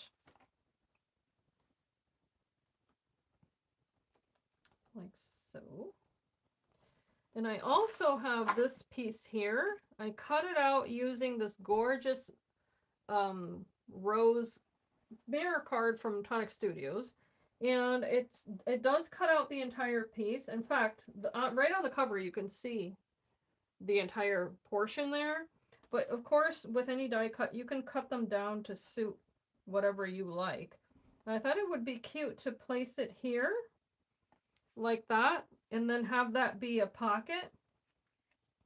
However, I do need a piece to lay behind it, so that way it does function as a pocket, because all those little pieces are going to fall out, and I thought that would be super cute. So I'm only going to adhere the edges here. I'm not going to fiddle with all those little pieces at the moment, just the edge. Okay. And then I'm not going to adhere these either, because then you can tuck little pieces right behind that as well. Depends on what you like. This is just, I believe this might be cornflower blue cardstock as well from Tonic Studios. It's the classic card.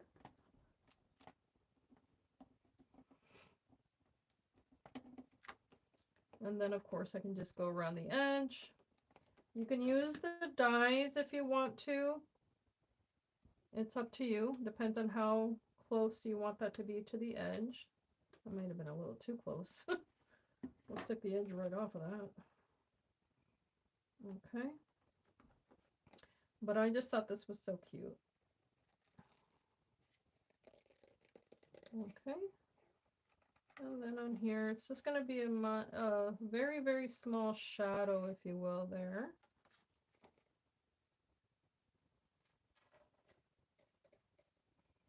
Okay.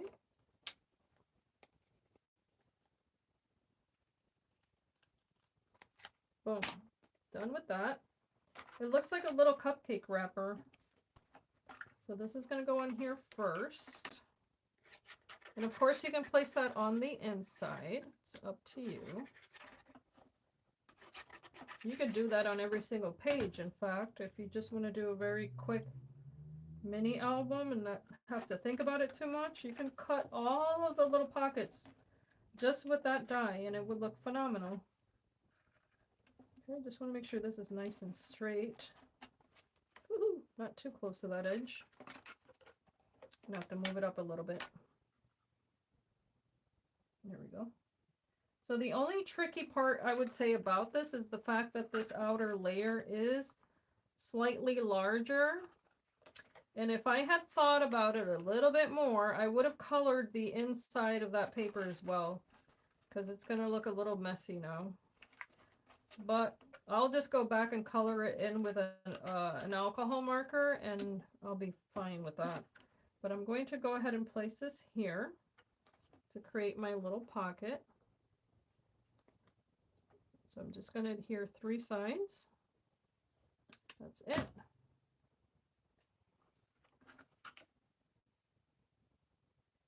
We're almost done, guys. Almost done. I will show you the other little pieces that I cut out, which are, and they came with this mini album. There's this tag.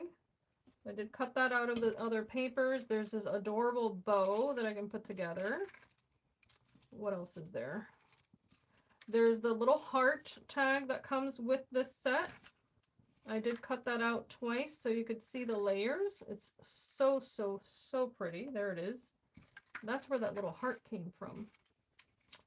I knew I was crazy. I was thinking there's a bigger heart layer that goes with that tag that I put on the inside, and I just found it.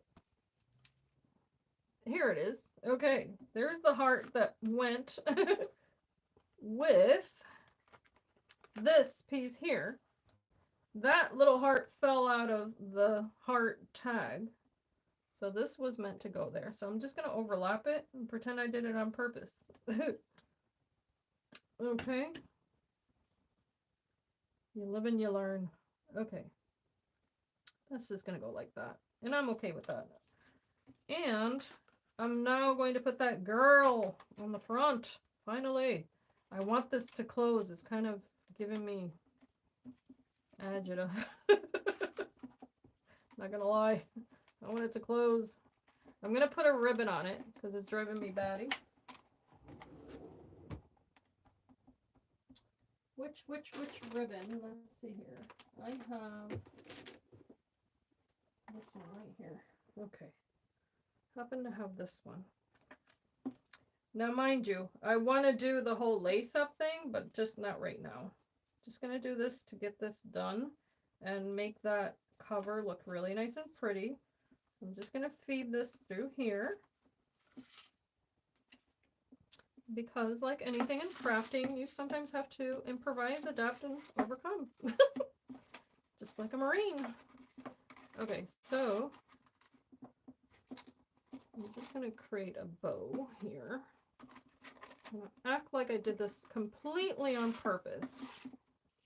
Because that's what you do. Make a bow.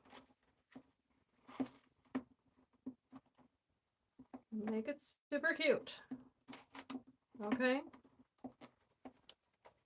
And what's important here, I think, is that your covers not be underneath that little arch, because you don't want it to fold over, okay? That, I think, is something worth, you know, mentioning. I'm gonna cut that down a little bit. Now, little Miss B. Let's go on here. Okay. She's going to be taller. Again, you may want to decorate the back of this. In fact, let's go ahead and do that.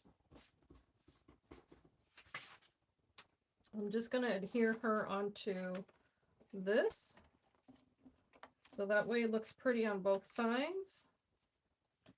All right. The little things. It's the little things that you have to think of.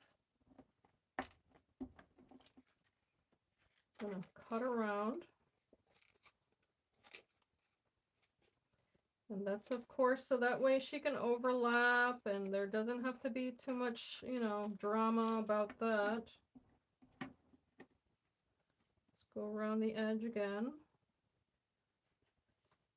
And in this case, it's okay if there's a little bit of a border, as we had spoken about in the beginning of this video. You want her to have an entire border, go for it. If you want it to be nice and wide, depending on the project, of course, you know, you can go crazy with it. She's going to be a little blondie on this book. And she's going to have this little edge only on the back because, there we go. I'm going to set her here. So as you can tell, I don't need the entire thing here. Okay. I'm going to mark that with a pencil. And I think I'm just going to cut it right about there. Sorry. Sorry, young lady. Okay, so she's going to go kind of right there. And you can add dimension to this if you'd like. It's up to you. I'm going to just place her nice and flat here, and then I'm just going to add things on top. I'm going to cut away that little edge there. Maybe like this, and boom, like that. All right, so she's going to go there. And our darling tulips are going to accompany her on this book as well. And it's going to be a trio, so those are going to go there, or maybe one over here.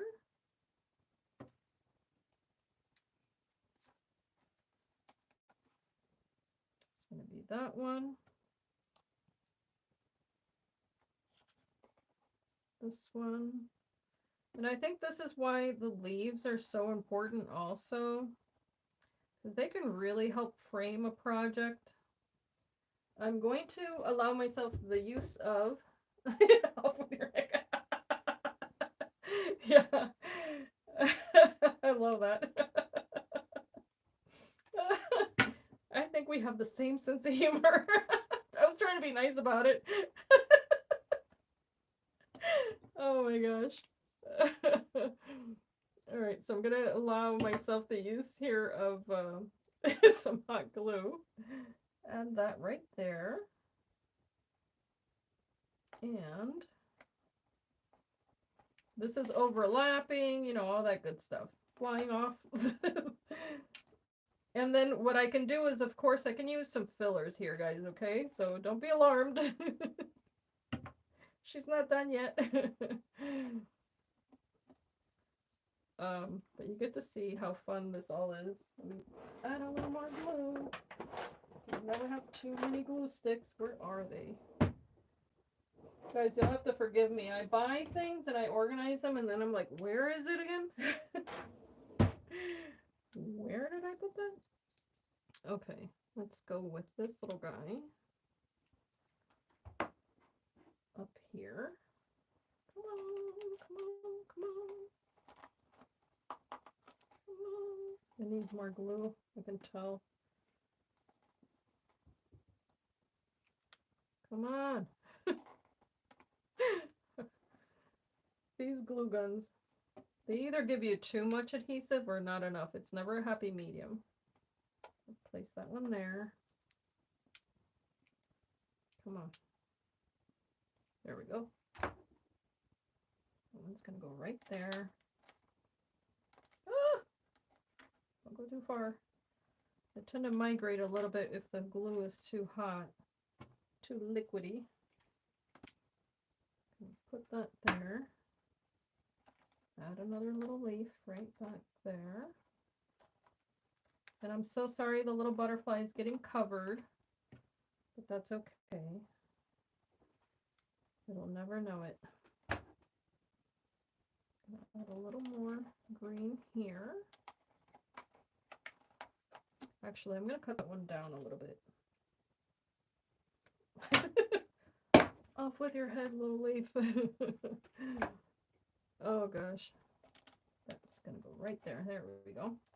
Gotta stagger these things. Come on. There we go.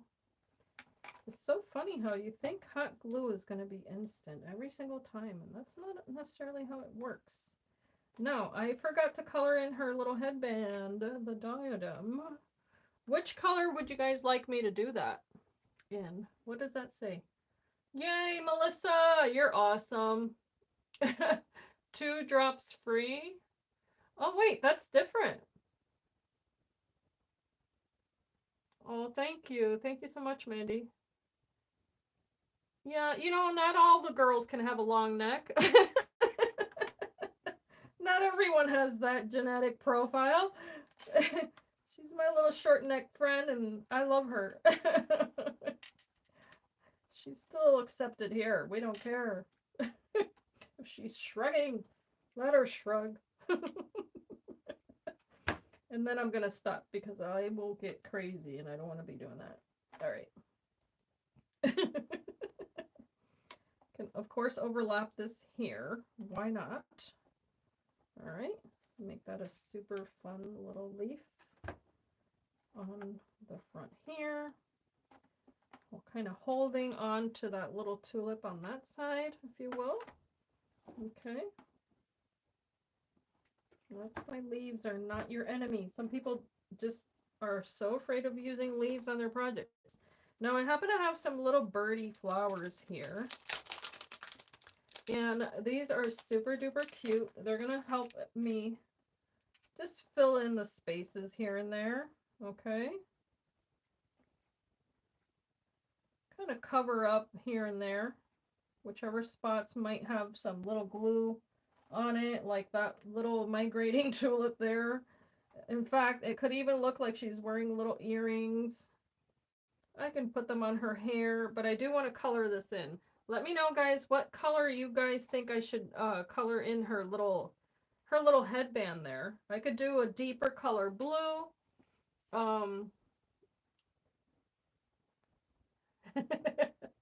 Mandy, you have a turtleneck? Me, I have a wattle neck. I have a turkey neck is what I have.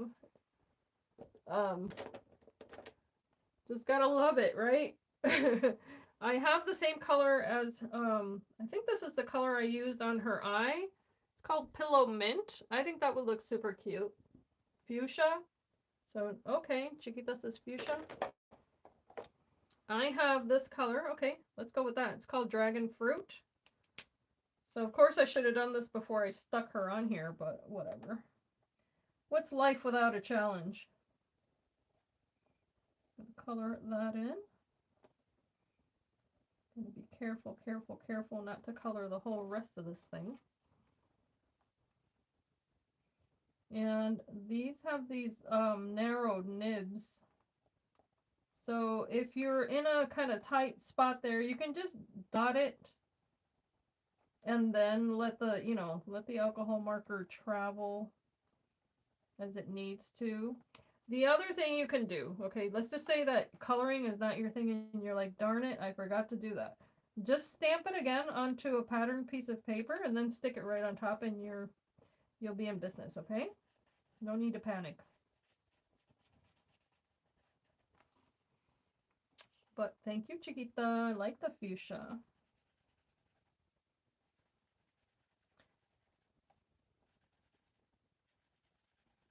Okay. Boom, boom, boom. Done. And then what I can do off camera, because I'm not going to torture you guys today, is I can go ahead and add Nuvo Drops to this, make it shiny and cute and all that good stuff. But I have to say, I have enjoyed myself thoroughly today, guys. This has been very therapeutic. I had some difficult days recently with my back. I'm not gonna lie to you guys, a whole lot of pain. So if you notice that there was a bit of a gap there in video making on this channel, that's because of my health. So it's not always 100% everything great.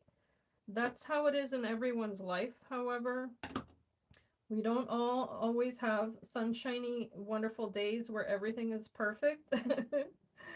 If you struggle with any kind of ailment, doesn't matter if it's physical or otherwise, then you might relate. Just know it's worthwhile to take some time off, take care of yourself, recoup. You don't have to think that everything has to be done at once. But I do have to say, consider it a blessing when you can. If you're having a good day and you can move and you can craft or do whatever, you can clean your house, you can take your kids to school, whatever it may be, just find the blessing in that, because it doesn't last forever. Not for everyone anyway.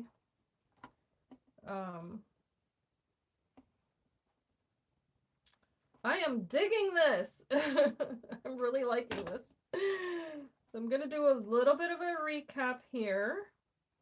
As you can tell, they're kind of, those little flowers are kind of like floating all over the place, but I love that type of little detail here and there. I'm going to do the same. Oh, thank you so much, Melissa, for having been here. I so appreciate you. You can pick up these kinds of little flowers if you don't enjoy making them.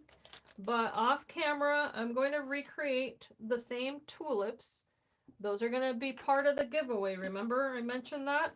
So if you help my channel grow, you'll be entered into that giveaway. I will be able to verify, by the way, if you share my channel. Because that's part of it, of course, is to share the channel on social media so that other crafters or, you know, creative types can join in as well, be part of this crafty family. And once that 5K is reached, hopefully this year, God willing, then these items will be, the flowers, I'm sorry, will be given away. Okay. And I might surprise you guys with a little something extra here and there, you know, because it's always fun to do that. These are the other items that I had mentioned, not the flowers, of course. I'm going to do those off camera. But these are the other items that I had mentioned came with this die set. So those are also going to be inside of this little book. I happen to have these little clips too that I think would look super cute. But just to recap, of course, what I did today was to share with you how to color blonde hair. Just one version, of course. You know, you take it as you like. With Nuvo markers, and then also how to make some little tulips just using Nuvo Embellishment Mousse as well as alcohol markers. I happen to think that they're absolutely darling. Of course, I'm going to go back and add a little bit more to it. But if you're not wanting to use the mousse, although I think these are wonderful, you can use the drops as well, okay? So don't forget that you can take a drop, and the same way that I watered down the mousse, you can water down a drop and then add it here and there for a little bit of shine. You can use the pencils, whatever you're comfortable with. It's all a matter of just having some fun and then trying it out. Lose the fear of using your supplies. There's a lot of ladies that I see commenting on social media that they have the mousse, they have the markers, they have the stamps, but then for some reason they're just sitting there. Go ahead and take them out, use them, allow yourself to make mistakes. That's how everybody learns. And not a single one of us was, you know, born knowing how to use all of these things. It is a lot of fun, especially when you discover how you prefer to use it. And I think that that's super cool. So, oh, you're very welcome. Thank you so much, Tracy. So, yeah, I'm going to finish this. As I always say, I'm going to, you know, I'll share pictures in the group. By the way, if you want to follow me on Facebook or Instagram, I share pictures on both of those places that sometimes are a little more up close if you like to see more detail. There's a page on Facebook that I have. It's also called Paints and Glitter. So that way, if you ever want to see other samples of items that I might be making, I invite you to go ahead and take a peek. And next week, for sure, I'm going to have another sample to share with you. That's going to be the new showcase die set coming out next Thursday, if I'm not mistaken. So please come back for that. I invite you to do so. And you can always reach me at paintsandglitter@gmail.com if you have any questions. No worries, Mandy. Oh, that's okay, Mandy. Write it in German and I will translate it. Don't worry about that. Okay, honey? Thank you so much. You guys have a blessed Friday. Thank you so much for having been with me here today and tolerating all of my little antics. God bless you and have a beautiful weekend. Ciao, ciao.